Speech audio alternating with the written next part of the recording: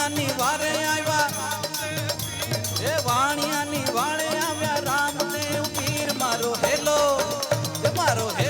સાંભળો ઓ હો જી રે મારો હેલો સાંભળો ઓ જી હે રણુજાના રાજા અજમાલજીના બેટા હુકમ કરો તો પીર જાત્રા થાય મારો હેલો સાંભળો ઓ જી રે મારો હેલો સાંભળો ઓ જી રે મારો હેલો સાંભળો હેલો સાંભળો હેલો સાંભળો ઓ જી. નમસ્કાર, હું છું પ્રતીક ગાંધી અને કલ આજ ઓર કલ કાર્યક્રમના ત્રીજા ભાગમાં આપ સૌનું સ્વાગત કરું છું. કલ આજ ઓર કલનો ભાગ 1 અને ભાગ 2 તમે જોયો જ હશે.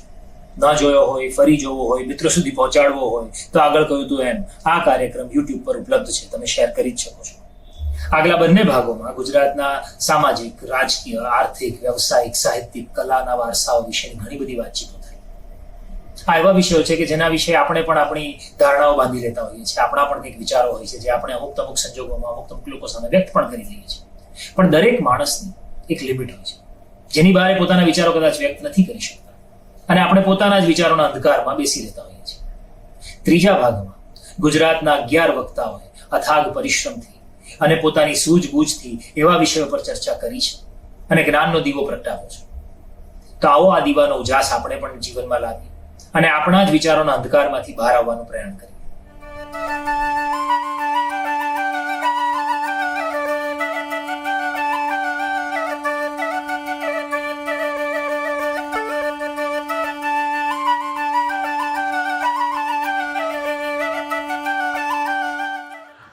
આદર્શનું આપણા સમાજમાં શું સ્થાન છે? બહુ અગત્યનો સવાલ છે.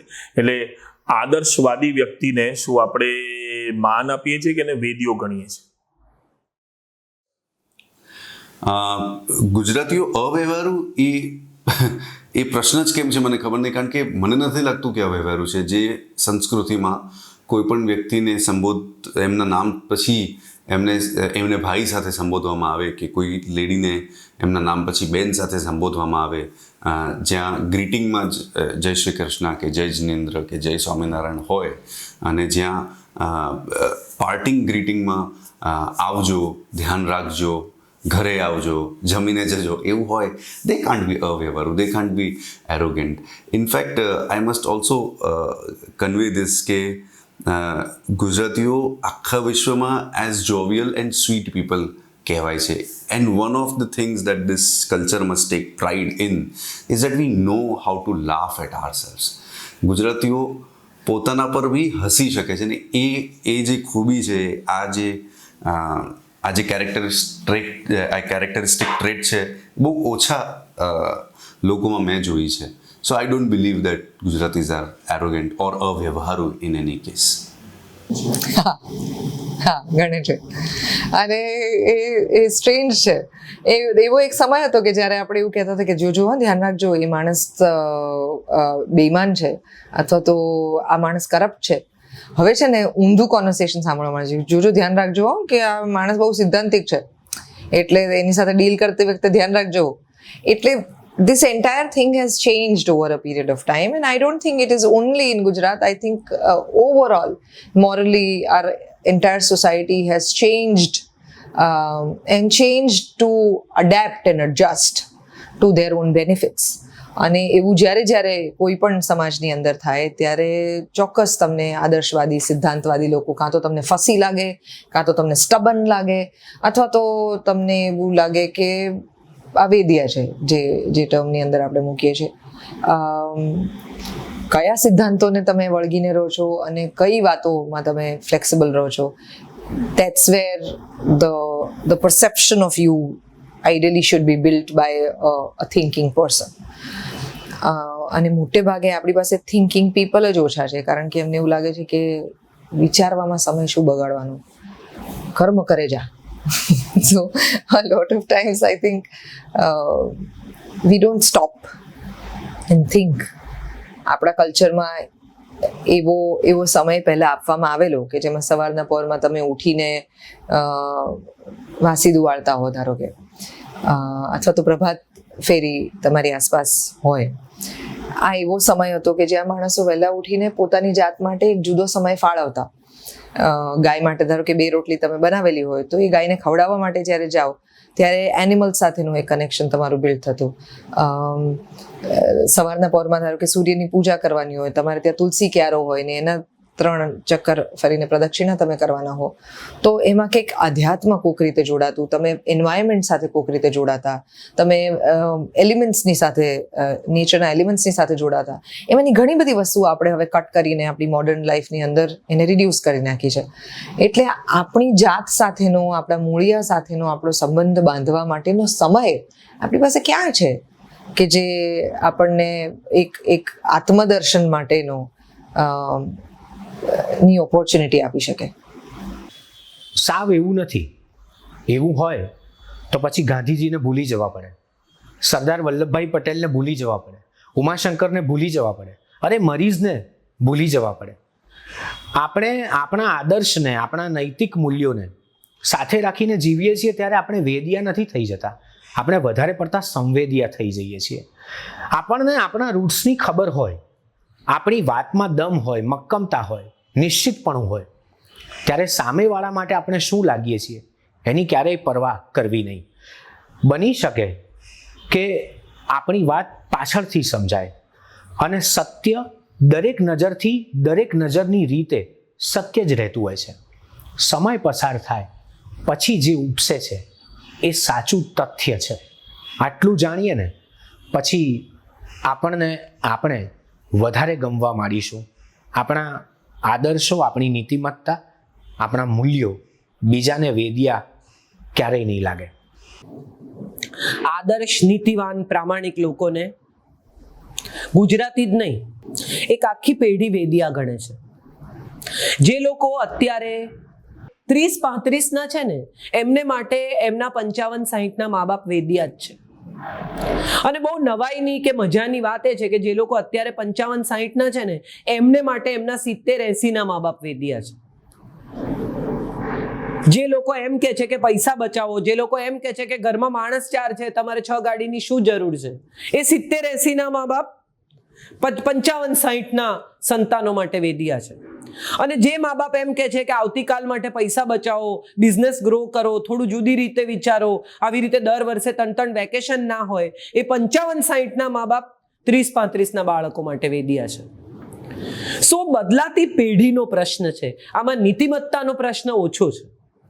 અને બીજું એ છે કે જો નીતિમત્તાની ચર્ચા કરીએ તો ભ્રષ્ટાચાર કે ખોટું કરે છે કોણ? હું ને તમે. આ ચર્ચા કરવાનો જ આપણને અધિકાર નથી. આપણામાંથી કોણ એવું છે જે 50 રૂપિયા કોન્સ્ટેબલને આપીને છૂટ્યું નથી? So why are we talking about it? આપણને અધિકાર છે આ ચર્ચા કરવાનો? બધા ગુજરાતીઓ આવા છે કે નથી? હું પણ આવી છું ને તમે પણ આવા છો. जिसने पाप ना किया हो वो पहला पत्थर मारे. તો મને લાગે છે આ વિષય પર ચર્ચા કરવાનો તો મને અધિકાર જ નથી. એટલે બીજાને કશું કહેવાને બદલે મને લાગે છે મારે મારી જ જાતને તપાસવી જોઈએ અને તમારે તમારી જાતને તપાસવી જોઈએ. જો તમે કશું જ ખોટું ન કરતા હો, ન કર્યું હોય, તો આપણને આ વિષય પર ચર્ચા કરવાનો અધિકાર છે, જે હું તો નથી જ.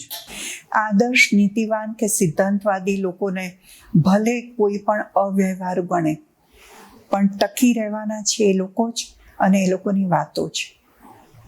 આ ખાલી ગુજરાતનો નહીં, આખા વિશ્વનો ઇતિહાસ કહે છે. એટલે આજે પણ ગાંધીજીની વેલ્યુ સિસ્ટમ જો ચાલતી હોય અને કામ આવતી હોય, આજની નવી પેઢીને પણ ઉપયોગી થતી હોય, તો પછી એને અવ્યવહારુ કઈ રીતે કહી શકાય? ઉપરથી જોઈએ તો આ વાત સાવ સાચી લાગે છે અને એમાં સત્યનો વધારે છે. આજે યુગ જે ચાલી રહ્યો છે કે સફળતાનો માપદંડ એ સમૃદ્ધિને ગણવામાં આવે છે.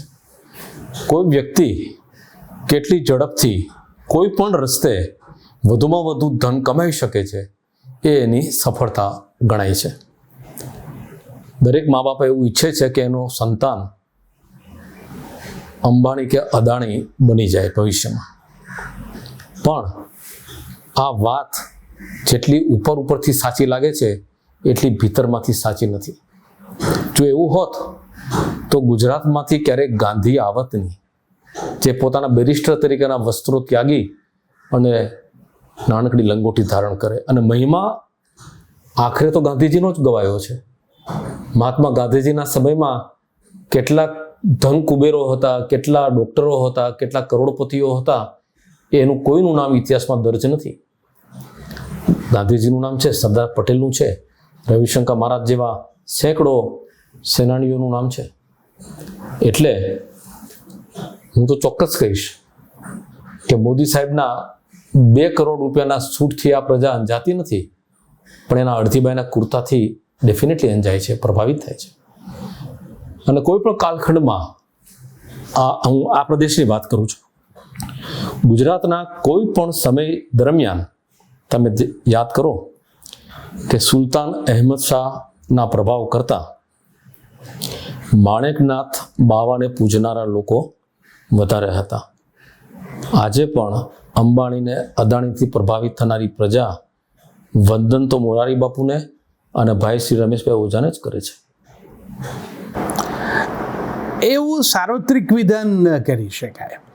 હા, ગુજરાતી પેલો સ્વભાવથી થોડો વ્યવહારુ છે ને, એટલે એને કેટલીક વખત એવા કોઈ આદર્શને માટે થઈને કોઈ વ્યક્તિ જીવનમાં આવેલી કોઈ તક કે કોઈ લાભ ખોતું હોય તો એ થોડુંક એને કઠે, અથવા તો ક્યાંક એની વાતમાં એ સંદર્ભે થોડો કટાક્ષ આવી જતો હશે.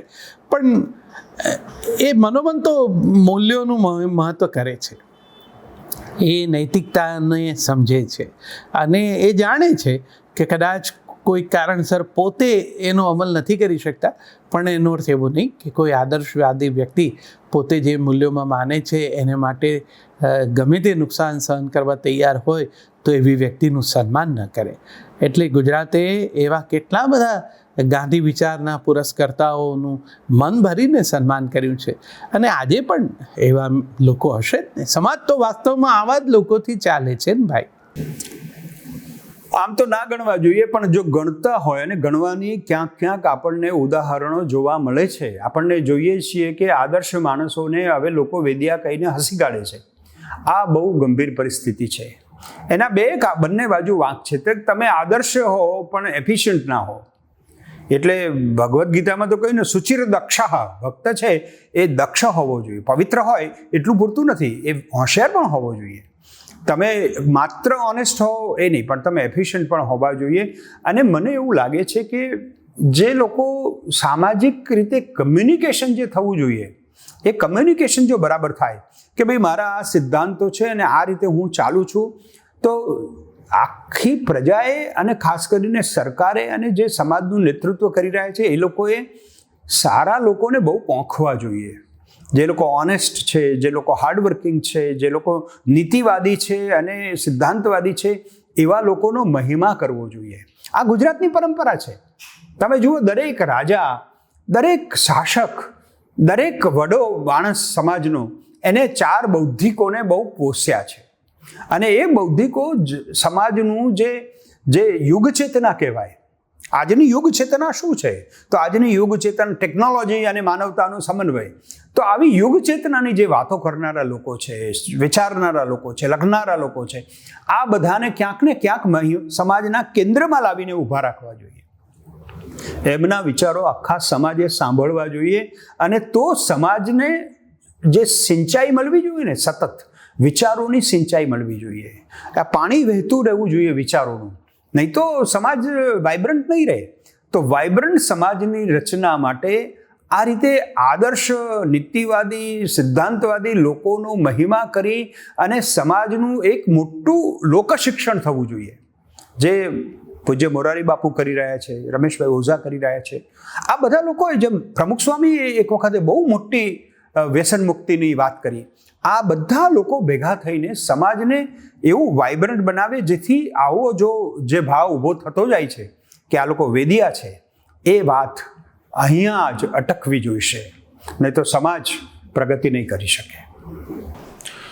મારા હિસાબે સિદ્ધાંત એટલે વિચારધારા, અને વિચારધારાની જ વાત કરતા માણસને અથવા તો સિદ્ધાંતને વળગી રહેતા માણસને વેદીઓ ગણવામાં આવે છે કે નહીં એ પ્રશ્ન છે. પૈસાને આપણે બહુ મહત્ત્વ આપીએ છીએ. એટલે ઘણીવાર એવું થાય છે, અને અપાવવું જોઈએ. ઘણીવાર એવું થાય છે કે હા, સિદ્ધાંતને વળગી રહેનારા માણસને અથવા તો વિચારધારાની બહુ વાત કરનારા માણસને આપણા સમાજમાં વેદીઓ અથવા ચીકણો એવા બિરુદથી નવાજવામાં આવે છે. એ બહુ સારી પ્રવૃત્તિ નથી.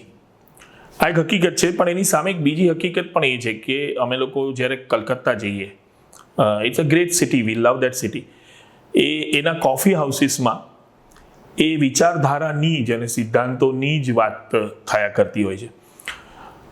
પણ ત્યાંનું કલ્ચર એક પ્રકારના ક્રાઇસિસમાંથી પસાર થઈ રહ્યું છે, એટલા માટે કે એ કલ્ચરને આર્થિક બેકઅપ નથી. તો એ જે ઇકોનોમિક્સની જે કરોડરજ્જુ છે એ એમની એ હણાઈ ગઈ છે, અને એને કારણે એક જુદા પ્રકારની તકલીફમાં એ લોકો મુકાયા છે. મારા હિસાબે એક આઈડિયલ, એક આદર્શ સમાજ એ હોય કે જેમાં વિચારોની ખૂબ બધી વાત થતી હોય, દરેક વિચારને સરખું મહત્વ અને ઇજ્જત આપવામાં આવતી હોય, અને એ સાથે સમાજ માત્ર એના મદમાં પડેલો ન હોય, પણ એની સાથે બહુ ઉદ્યમી હોય, જેવો આપણો સમાજ ઓલરેડી છે. Then it would be an ideal combination. ઘણા ગુજરાતીઓ માટે વિદ્યાની સાધના કરવી એ એક પ્રકારની એવી જાતની એક એક્ટિવિટી ગણાય છે કે એને પ્રેક્ટિકલ નથી ગણતા. પીએચડી કરો છો તો શું કામ કરો છો? આર્ટ્સ ભણો છો તો શું કામ ભણો છો? સાયન્સ કરો તો તમને એન્જિનિયરિંગમાં જવા મળે કે મેડિસિનમાં જવા મળે? કોમર્સ કરો તો અકાઉન્ટિંગ કે MBA કરવા મળે? તો પછી આર્ટ્સ ને એવા બધા વિષયમાં શું કામ સમય વેડફવો? એવી જાતનો એટીટ્યુડ ઘણો છે. હું સ્કૂલમાં હતો ત્યારે મારો એક મિત્ર હતો, એ હંમેશા એક રમૂજી ટૂચકો મને કહેતો હોય. ટૂચકો જેવી વાત હતી, પણ આ વાત તો કદાચ સાચી પણ હશે, ખબર નથી મને. એ કે એના પપ્પા હતા, એમણે તો બહુ મોટો પ્લાસ્ટિકનો ધંધો કર્યો હતો. તો એમના વર્ગમાં એક વિદ્યાર્થી હતો, એ નકશા બહુ સરસ દોરે, અને ભારતનો નકશો દોરી આપે, અને ચીનનો નકશો દોરી આપે, અને આફ્રિકાનો નકશો દોરી આપે. અને મારા મિત્રના પિતા એક પણ નકશો દોરી શકે નહીં. તો પેલાએ કહ્યું કે આ નકશાઓ જાણવા જોઈએ, દુનિયાનો નકશો કેવો છે, ભૂમિતિ આપણે ભૂગોળ કેવી છે, એ વિશે આપણે સરખી માહિતી હોવી જોઈએ. એટલે એટલે મારા મિત્રના પિતાજીએ એને કહ્યું, એ વખતે તો બંને સ્કૂલના વિદ્યાર્થીઓ હતા, એટલે તુકારામાં વાત કરતા હતા એકબીજા જોડે. ત્યારે એને કહ્યું કે જો હું જ્યારે ફેક્ટરી ખોલીશ ને, ત્યારે મને નકશો જોઈતો હશે ને, ત્યારે હું તને નોકરી આપીશ, ત્યારે તું એક નકશો મને દોરી આપજે. એટલે જે જ્ઞાન આપણે કારણ વગર મેળવવું કે ફક્ત સાધના માટે મેળવવું, એને વેદ્યા કહેવાની એ વાત સાચી છે. એ લોકોને નથી ગમતું. ઇકોનોમિક્સની જે આર્ટિકલની આગળ વાત કરી હતી, એમાં પણ કહેતું કે વેદીઓ એટલે લર્નેડ ફૂલ, એ પ્રકારની રીતે ઘણીવાર કહેવાય છે. પણ આ રીતે જે દરેક પ્રવૃત્તિ છે એને આર્થિક રીતે જોવી, કે એને લીધે નાણાકીય આપણને શું ફાયદો થાય છે એ જ રીતે જુઓ, એમાં ઘણી તકલીફનો પ્રશ્ન ઊભો થઈ જાય છે. હવે એક જાણીતા સમાજ સેવિકા છે ઝાકિયા સોમન, જેમણે તો ઘણું ઉત્કૃષ્ટ કામ કર્યું છે. 2002ના હત્યાકાંડો પછી એમણે મુસ્લિમ પ્રજા માટે કામ કર્યું છે, અને મુસ્લિમ પ્રજાની મહિલાઓને જ્યારે મસ્જિદમાં જવું હોય એ માટેની ઝુંબેશ પણ એમણે જ ચલાવી છે. એટલે સ્ત્રી સ્વાતંત્ર્ય માટે એમણે ઘણું કામ કર્યું છે. તો ઝાકિયા સોમને આટલું બધું કામ કર્યું ત્યારે એમના કેટલાક બીજા મિત્રો હતા. એમણે એમ કહ્યું કે બેન, તમે આ બધું કરો છો, પણ એનો ફાયદો શું? હવે જ્યારે તમે કોઈ બીજા માટે પરમાર્થથી કંઈ કરવા જાઓ છો, ત્યારે જ્યારે લોકો એનો એક અકાઉન્ટિંગ કે અમે જવાને ઉધાર, ડેબિટ ને ક્રેડિટ ફાયદો એ જ રીતે જુએ, તો એમાં પ્રોબ્લેમ થાય છે. એટલે સિદ્ધાંતવાદી રહેવું એ અઘરું બની જાય છે. મિત્તલ પટેલ, જેમની મેં આગળ થોડા વખત પહેલાં વાત કરી હતી, જે વિચારતા સમુદાય જોડે કામ કરે છે, એ પણ કહે કે એમને ઘણી એમના મિત્રો કોઈ વાર એમ પૂછ્યું કે તમે કરો છો એ શું કામ કરો છો? કે જ્યારે તમે પોતાના સ્વાર્થ માટે નહીં પણ કોઈ બીજા માટે કંઈ કરતા હો, કે તમે કોઈ વિદ્યાની સિદ્ધિ પ્રાપ્ત કરવા કરતા હો, ત્યારે લોકોને પ્રશ્નો ઉદ્ભવે છે કે આ કરવાની જરૂર શું? એ જ્યાં લગી એવા પ્રશ્નો ઉદ્ભવશે ત્યાં લગી ગુજરાત સર્વાંગી વિકાસ નહીં કરી શકે. હા ગણેશ, ગાંધીજીના સમયથી આ ચાલ્યું આવે છે. નરસિંહ મહેતાને નાત બાર મૂકવાની વાત પણ થયેલી. કોઈ પણ સિદ્ધાંતવાળી વ્યક્તિને ગુજરાતીઓને એવું લાગે છે કે પ્રેક્ટિકલ નથી, વ્યવહારુ નથી, એડજસ્ટેબલ નથી. સિદ્ધાંતમાં તે ખપી જવા વાળી જે એક ફણાગીરી હોય એ એમને કદાચ સમજાતી નથી.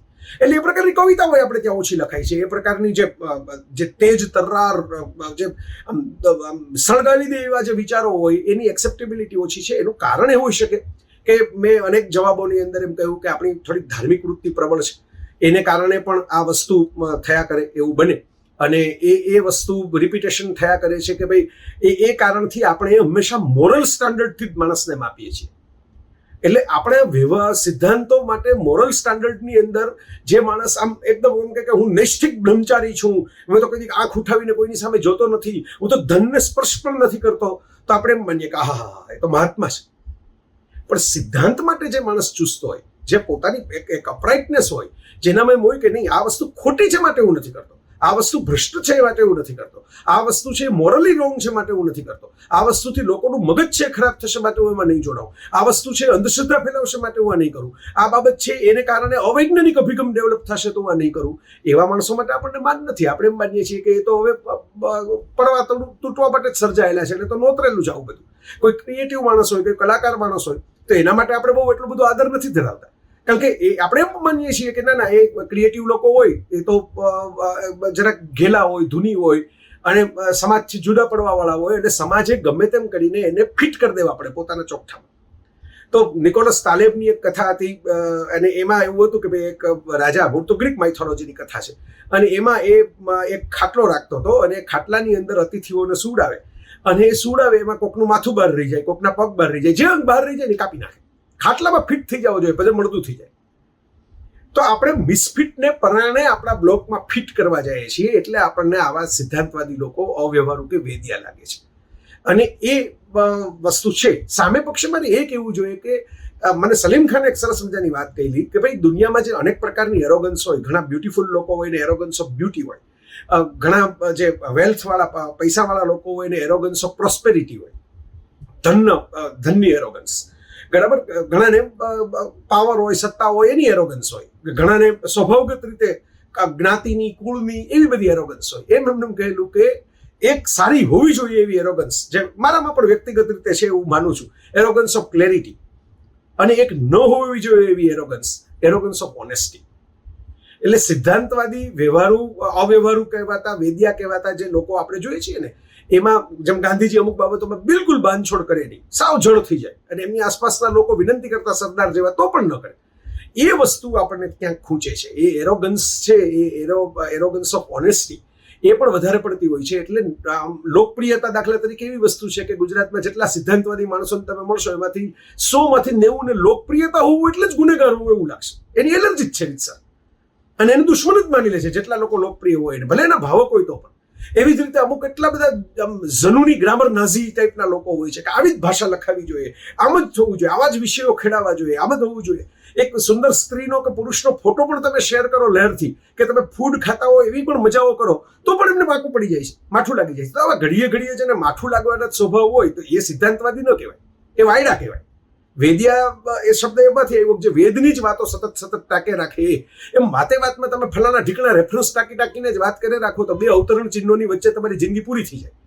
એટલે મિત્રો એવા લોકોથી સાવચેત રહેવાનું. થોડુંક ગુજરાતી પ્રજા વ્યવહારુ ખરી, થોડીક વ્યવહાર કુશળ ખરી, ને ફેમિલી બોન્ડિંગ ગુજરાતી પ્રજાનું બહુ સારું. એટલે ફેમિલી બોન્ડિંગને કારણે એમને ખ્યાલ આવી જાય કે આ અઘરું નટ છે, આ તૂટશે નહીં, અથવા આ મરચું છે એની તીખાશ છે એ આખા શાકનો સ્વાદ બગાડશે, એટલે થોડુંક એમનું રિજેક્શન થતું હોય એવું બની શકે.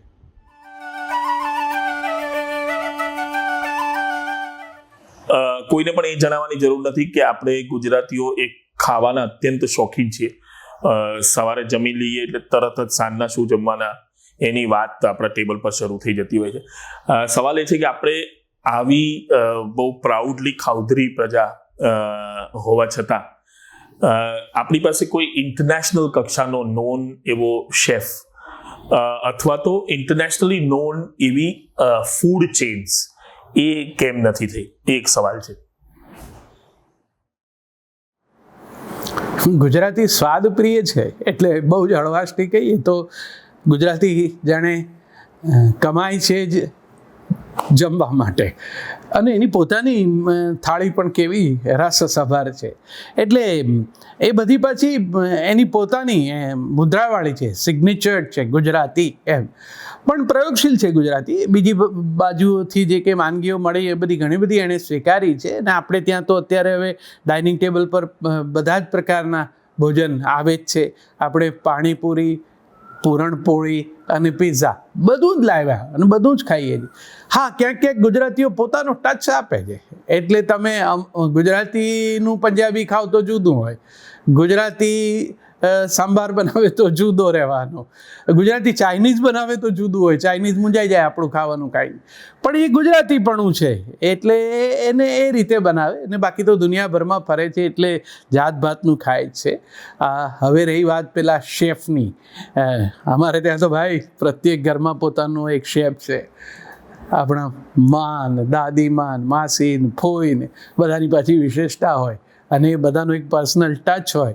તમે એમના ઘરનું અથાણું ખાઓ ને આપણા ઘરનું ખાઓ, એની વચ્ચેનો ફેર એ પેલા શેફની કુશળતા છે. એટલે ઘરમાં પરંપરાથી કેટલાક સ્વાદ સચવાતા હોય છે અને કેટલાક સ્વાદ કેટલાકની માસ્ટરી હોય છે.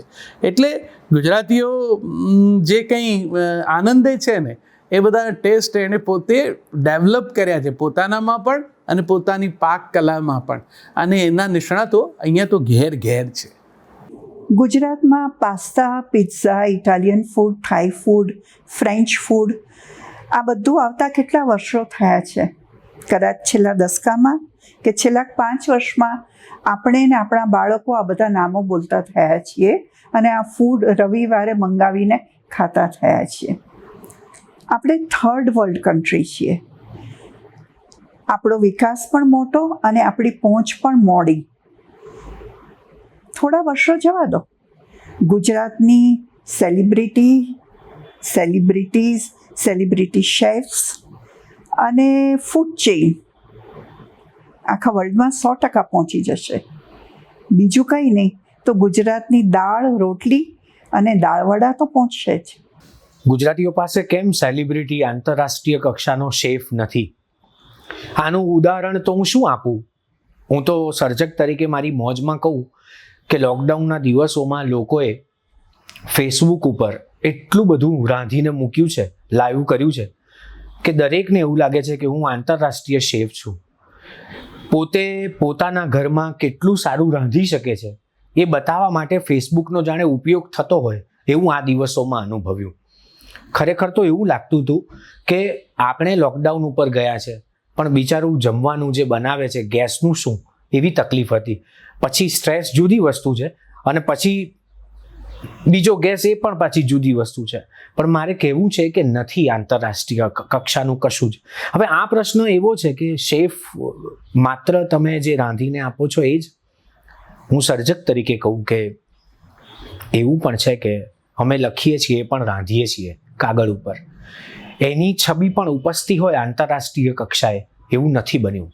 કારણ કે આપણે લોકો આપણા જ સર્જકોને, આપણા જ માણસોને, આપણા જ કલાકારોને પોંખવામાં થોડાક વધારે નબળા થઈ ગયા છીએ. એવો પણ સવાલ પૂછી શકે કે સબળા ક્યારે હતા? હતા જ નહીં. આપણે આપણા લોકોને, અરે આપણા લોકોની વાત તો જવા દો, પાડોશી ઉપર પણ વિશ્વાસ આપણને નથી રહ્યો.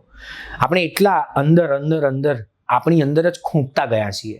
બીજ ખૂંપે ને જેટલું અંદર એટલું ઉપર ઉગવું જોઈએ એવું થયું નથી. આ વાસ્તવિકતાનો સ્વીકાર આ પ્રશ્નના જવાબમાં છે. કદાચ આ એટલા માટે કે ગુજરાતીઓ એવું માને છે અને હું પણ એમાં સંમત થાઉં કે ડાઇનિંગ ટેબલ અથવા dining is A personal delight. હું જમું છું એ મારા ઈશ્વર સાથેનું મારું અનુસંધાન છે. હું જમું છું એટલે અમે તો સંસ્કૃતમાં એમ કહીએ જ્ઞાન વૈરાગ્ય સિદ્ધ્યર્થમ ભિક્ષામ દેહી છે પાર્વતી. અમે પ્રાર્થના કરીએ તો આપણે શું કરીએ? અન્નપૂર્ણે સદાપૂર્ણે શંકર પ્રાણ વલ્લભે જ્ઞાન વૈરાગ્ય સિદ્ધ્યર્થમ. એટલે જ્ઞાન અને વૈરાગ્યની વૃદ્ધિ કરવા માટે આપણે અન્ન ખાઈએ છીએ. એટલે એની કોઈ ફૂડ ચેઇન બને એને પણ માર્કેટિંગમાં ઢાળી જ દેવું એવું જરૂરી નથી. ગુજરાતીઓ જ્યાં જાય ત્યાં પોતાના ઢેબરા લઈ જાય છે, પોતાના અથાણા લઈ જાય છે, પોતાની વાનગીઓ લઈ જાય છે અને બધે મહેફિલો કરે છે. પણ ફૂડ ચેઇન કરવી જ એવું જરૂરી નથી. તમે વિચાર કરો, પંજાબી ફૂડ, આપણે તો પંજાબના લોકોએ કોઈ કરવું ના પડ્યું, એમના માટે કોઈ માર્કેટિંગનો પ્રયત્ન નહીં કરવો પડે.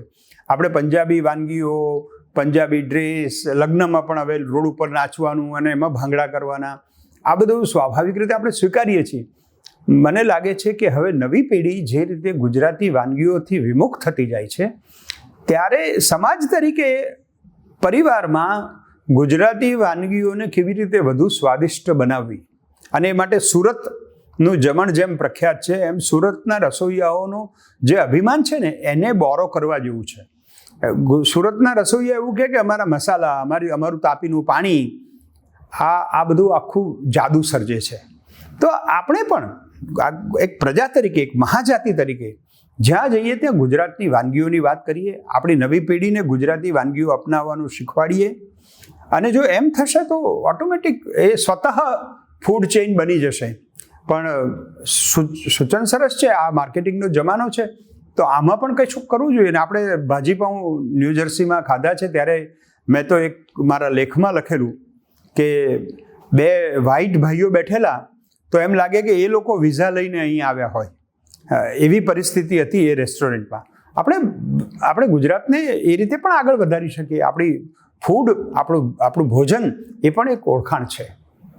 સરપ્રાઇઝિંગ છે કે આપણી પાસે આપણી પોતાની મેકડોનલ્ડ્સ જેવી કે બર્ગર કિંગ જેવી કે એવી કોઈ ફૂડ ચેઇન નથી.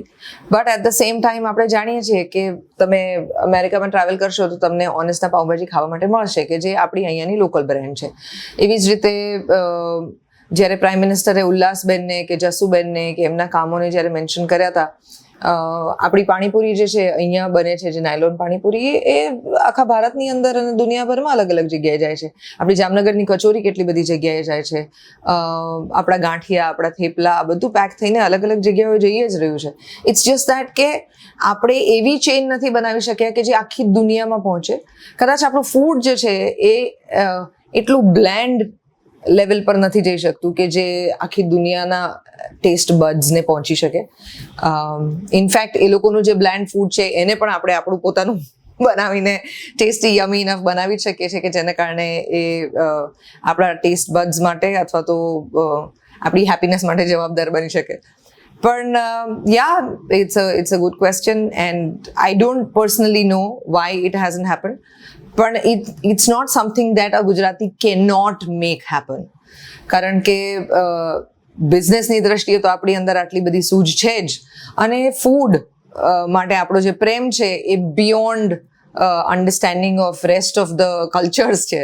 જેટલું આપણે આપણા ફૂડ સાથે ટ્રાવેલ કરીએ છીએ આખા વર્લ્ડની અંદર, આઈ ડોન્ટ થિંક બીજા કોઈ પણ છે કે જે પોતાના ફૂડ માટે આટલા પેશનેટ હોય અને એના વગર આટલા પાંગળા થઈ જતા હોય કે મને મારું ગુજરાતી ખાવાનું નહીં મળે તો હું ઇરિટેટ થઈ જાઉં. આઈ એમ વન ઓફ ધોઝ ગુજરાતીઝ કે મારે ટ્રાવેલ કરવાનું હોય દુનિયામાં ક્યાંય પણ તો મને I want my stack of thepla with me. કે બીજું કંઈ મને ભાવે કે ના ભાવે, હું આની પર તો 10 દિવસ ખેંચી જ કાઢીશ.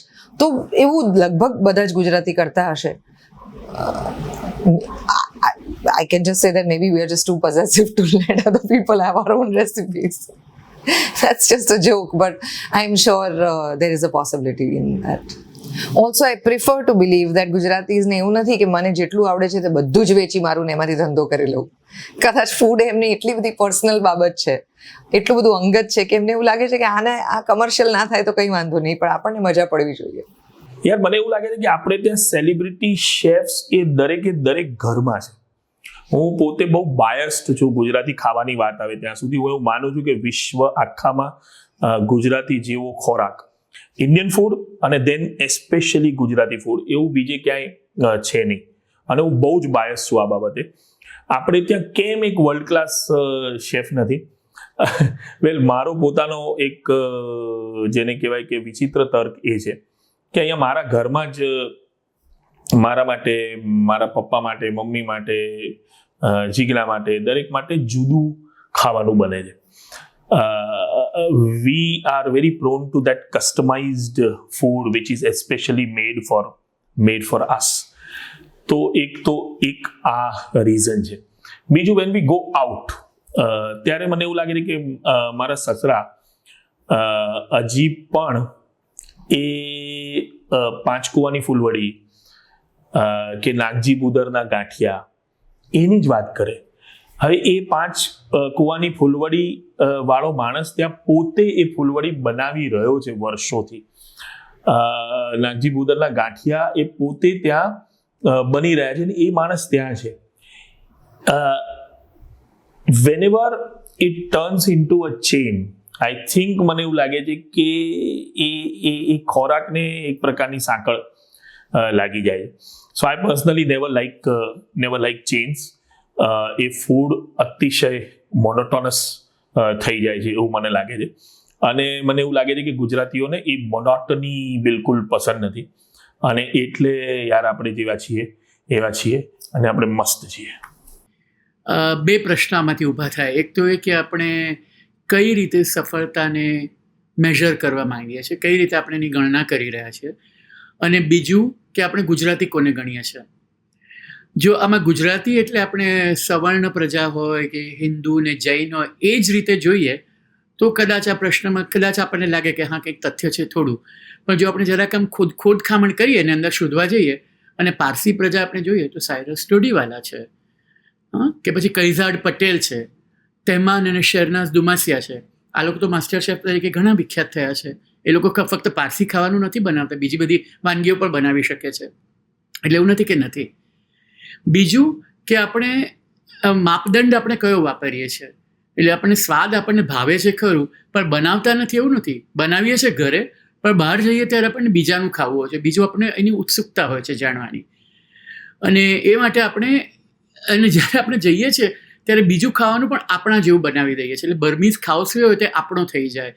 પછી ચાઇનીઝ બધો જે સામગ્રી હોય એની આપણે ચાઇનીઝ ભેળ બનાવી દઈએ, કે આપણે ચીઝ ગમે તે વસ્તુ પર નાખ્યું હોય ત્યાં અમૂલ ચીઝ નાખવા માંડીએ. એટલે આપણા સ્વાદો બધા જુદા પ્રકારના થઈ ગયા હોય છે. એટલે આપણે ઘણા, અને આપણે જ્યારે ફક્ત શાકાહારી છે એટલે ગુજરાતી છે એ રીતે માનીએ તો કદાચ આપણને અડચણો પાછી નડે.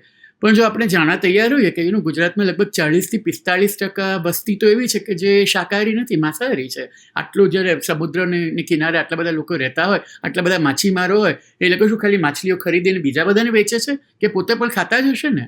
આપણે તો મુસ્લિમ પ્રજા છે, પારસી પ્રજા છે, દલિત પ્રજા છે, અરે અપરકાસ્ટ હિન્દુઝમાં પણ લોકો માંસ ખાતા હોય છે. જ્યારે એવી જાતનું હોય તો એ રીતે આપણે જોઈએ તો આપણા જે સ્વાદો તો ઘણા જુદા જુદા પ્રકારના હોય છે. આપણી બિરયાનીઓ પણ જુદા જુદા પ્રકારની હોય છે. વોરા પ્રજામાં આપણે જઈને જોઈએ બિરયાનીઓ તો ઘણી જ બધી વસ્તુઓ જાણવા મળે જે આપણે અત્યાર સુધી ખબર નથી હોતી, એટલે એ પણ જાણવા જેવી વસ્તુ છે.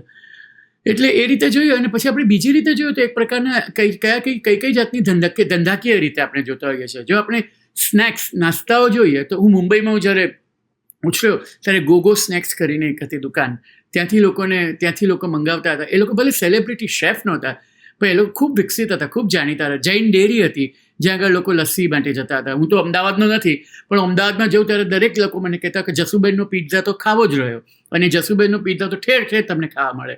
એટલે ત્યાં આગળ લો ગાર્ડન પર પણ મળે ને બીજે બધે જાઓ તો પણ તમને મળે. પછી એની જે પેલી બિસ્કિટ જેવી પેલી ક્રસ્ટ હોય, ઢેબરા જેવી એનું જે બેઝ હોય, અને એની ઉપર જુદી જુદી પ્રકારના શાકો નાખ્યા હોય, એને લીધે એમ બહુ અનેરો એનો સ્વાદ ઊભો થાય છે. ઇન્દુબેન ઝવેરીના ખાખરા છે, એ ભલે માસ્ટર શેફ ન હોય પણ એક પ્રકારની એમાં ઘણું મોટું બિઝનેસ તો થયું જ છે ને. દેરાણી જેઠાણીનો આઈસ્ક્રીમ છે, એટલે આ બધી આઈસ્ક્રીમ, એટલે એ રીતે આપણે જોઈએ કે ક્યાં આગળ ગુજરાતી પ્રજાએ આગે કૂચ કરી છે. એ માટે જોઈએ તો ઘણા બધા દાખલા મળે. લોહાણા સ્ત્રીઓ હતી, એ લોકોએ લિજ્જત પાપડ ચાલુ કર્યો હતો. જસવંતીબેન પોપટ ને પાર્વતીબેન થોડાની, ઉજમબેન કુડાલિયા, એ બધા ગીરગામમાં મુંબઈમાં કર્યું હતું લિજ્જત પાપડ. એ પણ એક ગુજરાતી જ સક્સેસ સ્ટોરી છે ઘણી મોટી, એટલે એ પણ આપણાથી ભૂલાય નહીં. એટલે એ રીતે આપણે જ્યારે જોઈએ અને જે પ્રકારના નવા ઇનોવેશન્સ આઈસ્ક્રીમમાં કરીએ છીએ, આપણે પાનના સ્વાદનો આઈસ્ક્રીમ, કે ચીકુ ને એલાયચીનો આઈસ્ક્રીમ ને ડ્રાય ફ્રૂટનો આઈસ્ક્રીમ, બદામ, પિસ્તા, હેઝલનટ, એ બધા વિચારો કરીને આપણે બધા જે નવા સ્વાદો કરીએ છીએ એ બધું જરૂર છે. એટલે એ માટે જો માપદંડ માત્ર આપણે માસ્ટર શેફની દ્રષ્ટિએ જોઈતી હોય તો કદાચ આપણને એમ થાય કે ના, ગુજરાતીઓ પાસે એટલું બધું કહેવાની વાર્તાઓ છે નહીં. પણ જો આપણે એને જરાક એમાં આપણે જરાક સંશોધન કરીએ, અને એ તો બહુ રસપ્રદ સંશોધન છે આ બધે જો ખાવા જવું એટલે મજાની વાત છે, તો આપણને એક નવી જ જાતના અનુભવો થાય ને આપણે આપણી જ પ્રજાને જુદી નજરે જોવા માંડીએ. હા, એના મુખ્ય કારણની અંદર હું એમ માનું છું કે ગુજરાતીઓ સ્વાદપ્રિય અદ્ભુત છે, અને આપણી પાસે ગુજરાતી શાકાહારી વાનગીઓની રેન્જ પણ ખૂબ સરસ. ખાતા રહે મેરા દિલ, મારું આખું પુસ્તક જે લખ્યું એમાં મેં કાઠિયાવાડી દેશી વાનગીઓને પોખી એવી વાનગીઓ સુરત પાસે પોતાની છે, વડોદરાના અમુક નાસ્તાઓ છે, અમદાવાદની પોતાની અમુક સ્ટ્રીટ ફૂડની આઈટમો છે, અને મહેસાણા બાજુ જાઓ તો ત્યાં કેટલાક જુદા પ્રકારના શાક મળે, કચ્છ બાજુ જાઓ તો ત્યાં મળે. ગુજરાત પાસે વૈવિધ્ય અપાર છે. એક કારણ હું આ પણ જોઉં છું એક મુખ્ય કારણ આ છે કે આપણી પાસે જેટલું વૈવિધ્ય છે કે બહારથી નવી વસ્તુઓ એક્સેપ્ટ કરવાની આપણને જરૂર લાગતી નથી. છતાં પણ ગુજરાતના પિઝા, પાસ્તા બધું છવાઈ ગયું. પણ હું કાયમ એમ કહું છું કે તો પછી આપણી પાણીપુરી, આપણી ખીચડી, આપણી સુખડી આપણે હેલ્થ ફૂડ તરીકે, ન્યુટ્રિશિયસ ફૂડ તરીકે, સિમ્પલ ચોકલેટ સિવાયની ડિફરન્ટ કાઇન્ડ ઓફ સ્વીટ તરીકે કેમ જગતમાં ફેલાવી નથી શકતા? મેનહટનની અંદર આપણી સ્વીટ્સના શોરૂમ કેમ ન હોય? આપણે અહીં હોય છે અમેરિકન સેન્ડવિચ માટેની ક્રેવિંગ. તો એ જે વસ્તુ છે એનું કારણ એ છે કે આપણે બ્રાન્ડિંગમાં કાચા પડીએ છીએ. એક આપણો શાકાહારી હું પોતે છું, બરાબર, મેં શાકાહાર જ રાખ્યો છે મારા જીવનની અંદર, માંસાહાર એટલે મીટ નથી ખાધું. હા, એગ્સ વિદેશ પ્રવાસોની અંદર અમુક વસ્તુઓ તો અનિવાર્ય જેવી હોય, પણ એ વાતને, મારી વ્યક્તિગત વાતને જવા દો તો આપણે શાકાહારની બાબતને એટલી મુશ્કેટાટ પકડી રાખી કે બીજી બધી વસ્તુઓ છે એમાં કંઈક બ્લેન્ડિંગ થાય. કારણ કે તમે ઇન્ટરનેશનલ બ્રાન્ડ ત્યારે જ ક્રિએટ કરો જ્યારે અલગ અલગ કલ્ચરનું બ્લેન્ડિંગ ક્રિએટ કરી શકો. બૌદ્ધ ધર્મ અને જૈન ધર્મમાં બંને પેરેલલ એક જ સમયે ફેલાયા હોવા છતાં બૌદ્ધ ધર્મમાં ધીરે ધીરે માંસાહાર પ્રવેશ્યો, એને કારણે એ જાપાન, ચીન બધે ફેલાવા માંડ્યો, અને જૈન ધર્મ છે એ ભારતમાં જ રહ્યો. તો હું એમ નથી કહેતો કે માંસાહાર કરવા માંડો. આની પહેલા મેં જવાબમાં કહ્યું દારૂબંધી વિશે, તો એવું ન માનતા કે હું દારૂને પ્રમોટ કરું છું. ના, માંસાહાર કે દારૂને હું પ્રમોટ નથી કરતો, પણ હું એ મર્યાદા બતાવું છું કે આપણે એક્સેપ્ટેબિલિટી નથી. કોઈ જેન્યુઇન ગમતા વ્યક્તિ હોય એ આવા પણ હોઈ શકે, એ સેલિબ્રિટી હોય એ આવી પણ હોઈ શકે. એ સાયકોલોજીકલી આપણી બંધનો, આપણા ઇમેજ બિલ્ડિંગ છૂટતા નથી. એટલે એને કારણે આપણે ઇન્ટરનેશનલ બ્રાન્ડ માટે જે કોલોબોરેશન કરવું જોઈએ ને અલગ અલગ લોકો સાથે, એમાં ડિસ્ટન્સ આવી જાય છે એવું હું માનું છું. બીજું એ કે આપણે થિંક બિગમાં નથી, આપણે મોટા સપના નથી જોતા. આપણા સપના પ્રોફિટેબલના હોય છે. આપણે મોટા પ્રોફિટના સપના જોઈએ છે, મોટી બ્રાન્ડ ક્રિએટ કરવાના, મોટું નામ બનાવવાના, મોટી ઇમેજ ક્રિએટ કરવાના, એક સિસ્ટમ ક્રિએટ કરવાના જેમાં એક વ્યક્તિ ન હોય પણ વ્યક્તિ સિવાય પણ એક ધારું ચાલ્યા જ કરે, આખી લાઈન ચાલ્યા કરે. એ પ્રકારના સપના આપણે જોતા નથી. એટલે આપણે શેઠિયા જે મજબૂત હોય, પાવરફુલ હોય, વિઝનરી હોય, દ્રષ્ટિવંત હોય, તો જેમ ઇફકો વાળામાં અમારા દેવાંગભાઈ છે કે એવા બધા અલગ અલગ, હું તમને ઉદાહરણ આપું, આપણા અંબાણી કુટુંબમાં છે કે જ્યાં ધીરુભાઈ હોય, જ્યાં વ્યક્તિગત પાવરફુલ ટેલેન્ટેડ લોકો હોય ત્યાં છવાઈ જાય છે ગુજરાતીઓ. કારણ કે એ મૂળ વ્યક્તિ જે છે, કરશનભાઈ આપણા નિરમાવાળા, તમે જુઓ કેટલી કથાઓ છે આપણી પાસે. તો અલગ અલગ ઉદ્યોગપતિઓ અલગ અલગ ક્ષેત્રની અંદર, અમારા ચંદુભાઈ બાલાજી વેફર્સ વાળા બધા છવાતા ગયા ક્યાંક અને ક્રિએટ કરી પોતાની એક આગવી બ્રાન્ડ જે ઇન્ટરનેશનલ લેવલની ક્વોલિટી વાળી કહેવાય. ફૂડની વાત કરું છું, સ્પેશિયલી વેફરમાં તો મારે એમ કહેવું જોઈએ કે ફોરેનની વેફરો કરતાં અહીં રાજકોટની વેફર વધારે સારી બને છે, બરાબર. પણ આવા નાસ્તાઓ આપણે ક્રિએટ કર્યા, આપણી ફૂડ ક્રિએટ કરી, એવી ખારીશિંગની પીનટ, જેને સોલ્ટેડ પીનટ કહેવાય, એમાં પણ યુનિક વસ્તુઓ આવી શેરીમાં સાયકલ લઈને ઉભા રહેનારા છોકરાઓ પાસે છે. પણ આપણે એને જે એક લેવલથી ઉપર જે દુનિયા સર કરી લેવાનું ખ્વાબ જોઈએ, એ જે અંદરની પેશન જોઈએ, એ આપણે ઊભી નથી કરી. એટલે મારા જયેશભાઈ તો ઘણી વાર કહે જ છે કે આપણી પાસે ઇન્ટરનેશનલ લેવલના ક્વિઝિનનો કંઈ ગ્લોબલ સ્ટાન્ડર્ડ મિશેલિન સ્ટાર લેવલ કહેવાય એવા શેફ નથી. તો આ વાત પણ સાચી છે. અને આપણે શાકાહારી વાનગીઓનું અપાર વૈવિધ્ય છે, તો એને કેમ પ્રમોટ નથી કરતા? સાઉથ ઇન્ડિયન વાનગીઓ જો પ્રમોટ થઈ શકતી હોય, કારણ કે એ પણ શાકાહારી વાનગીઓ છે, તો એ પ્રમોટ થાય છે. બંગાળી મીઠાઈઓ પ્રમોટ થઈ શકતી હોય, એ પણ શાકાહારી વાનગીઓ છે, એ પ્રમોટ થાય છે. તો ગુજરાતી વાનગીઓ કેમ નહીં? કારણ કે આપણે એ ખાઈ પીને ધરાઈને સૂઈ જઈએ છીએ, પણ એને બીજાને ખવડાવવા માટે એનો ટેસ્ટ કલ્ટિવેટ કરવો જોઈએ, એ લેવલનું માર્કેટિંગ કેમ્પેન કરવું જોઈએ, એ લેવલનું તમારે એની વસ્તુઓનું પેકેજિંગ ફેરવવું પડે. અને એ લેવલે તમારે ખુદમાં ભરોસો રાખીને પૈસા ખર્ચીને એક ગ્રાન્ડ ઇમેજ ક્રિએટ કરવી પડે, જે બીજા લોકો કરે છે ને આપણે એનાથી અંજાઈ જઈએ છીએ ભપકાથી. એ આપણે કદાચ નથી કરી શકતા. એટલે વધારે ફેસ્ટિવલ્સ જો ક્રિએટ થાય ફૂડના, ફૂડ એક્સપો ઇન્ટરનેશનલ મિલાનની અંદર ગયેલો ત્યારે નજરે જોયું કે ભારતના જ પેવેલિયનની અંદર કોઈ કાગડા ઉગતા હતા, કોઈ ઠેકાણું નહોતું. બાસમતી ચોખાની મોટા મોટા પોસ્ટરો જાણે વેચવાના હોય એમ લગાડી દીધેલા. તો આપણી વાનગીઓ જગતના લોકો સુધી પહોંચે એના માટે આપણે પ્રયત્ન જ નથી કરતા, તો કેવી રીતે થાય? તો કોઈક વિરલાઓ આવે આ સાંભળીને અને પ્રયત્ન કરે, તો એક સ્વાદપ્રિય વ્યક્તિ તરીકે હું તો પહેલા રાજીનો રેડ થઈ જઈશ. આ વાત સાથે હું તદ્દન સહમત નથી. કારણ કે પરિભાષા શું છે કે કોઈ ઓસ્ટ્રેલિયાનો માસ્ટર શેફમાં જાય અને એ ગુજરાતી ફર્સ્ટ નંબર આવે તો જ તમે એને એવું ગણશો કે એક ગુજરાતીએ વિશ્વભરમાં પોતાની વાનગી લોકો સુધી પહોંચાડી છે. હું આ વાતને નથી માનતો. માત્ર ખ્યાતિ એ જરૂરી નથી. ગુજરાતીઓ વિશ્વભરમાં પોતાનું જે ફૂડ છે એ લોકો સુધી પહોંચાડ્યું જ છે. હું થોડાક વર્ષો પહેલાં જાપાનમાં હતો અને ત્યાં મને એક ઇન્ડિયન રેસ્ટોરન્ટ જોવા મળ્યું અને ઇન્ડિયન રેસ્ટોરન્ટમાં મેન્યુ 70%થી વધારે ગુજરાતી હતું. અને આ વાત તો બધાને ખબર છે કે આખા વિશ્વમાં ગુજરાતી જ્યાં પણ જાય એ પોતાનું ખાવાનું લઈને જ જાય છે અને ત્યાં ગયા બાદ પોતાનું ખાવાનું લોકો સાથે શેર કરે છે, એમને શીખવાડે પણ છે. અને આજનો એવો જમાનો છે કે જ્યાં ટુરિઝમમાં ગુજરાતીઓને ખાસ ધ્યાનમાં રાખીને ટુરિસ્ટ ડેસ્ટિનેશન્સમાં ગુજરાતી ખાવાનું જે છે એ બનાવવામાં આવે છે. Now this is enough to say that ગુજરાતીઓએ પોતાની વાનગીઓ કે પોતાનું ખાવાનું વિશ્વભરમાં પહોંચાડ્યું છે. આ ખ્યાતિથી કે કોઈ માસ્ટર શેફના ટાઇટલથી એ પ્રૂવ નથી થતું. આખા વિશ્વને ખબર છે ગુજરાતી વાનગીઓ વિશે. આ સવાલનો જવાબ હળવાશથી આપું તો હું કહીશ કે આપણા નરેન્દ્રભાઈએ નારો આપેલો જ છે કે હું ખાતો નથી અને ખાવા દેતો નથી. પણ હળવાશ છોડીને જો ગંભીરતાથી વાત કરું તો મને એવું લાગે છે કે આનું કારણ કદાચ એ હોઈ શકે કે સરેરાશ ગુજરાતીને જેટલો રસ જમવામાં છે કદાચ એટલો રસ જમાડવામાં નથી. અલબત્ત આ વ્યાપારિક ધોરણે, વ્યાવસાયિક ધોરણે જમાડવાની વાત છે અને એટલા માટે જ ગુજરાતીઓ પોતાની બ્રાન્ડ્સને ઇન્ટરનેશનલી પ્રસરાવી શક્યા નથી. બાકી તમે જુઓ કે આપણા રાજ્યમાં એકલી ઘઉંની જ 52 જાતની વાનગીઓ બને છે. ચણાના લોટના ફરસાણ ખાલી 32 જાતના બને છે અને મિષ્ટાનોની તો કોઈ સંખ્યા જ આપણે ગણી શકીએ એમ નથી. દૂધની કેટલી બધી વાનગીઓ છે, માવાની. અને છતાં ગુજરાતીની ઓળખ અથવા ગુજરાતી ભોજનની ઓળખ માત્ર થેપલા, ખાખરા અને ઢોકળા પૂરતી સીમિત બની ગઈ છે અને ટીવી અને ફિલ્મોમાં પણ એને મજાકની દ્રષ્ટિએ જોવામાં આવે છે. બાકી ગુજરાત આ 3 વાનગીઓમાં સમય જતું નથી. ગુજરાતની મહેમાનગતિ ખૂબ વખણાય છે.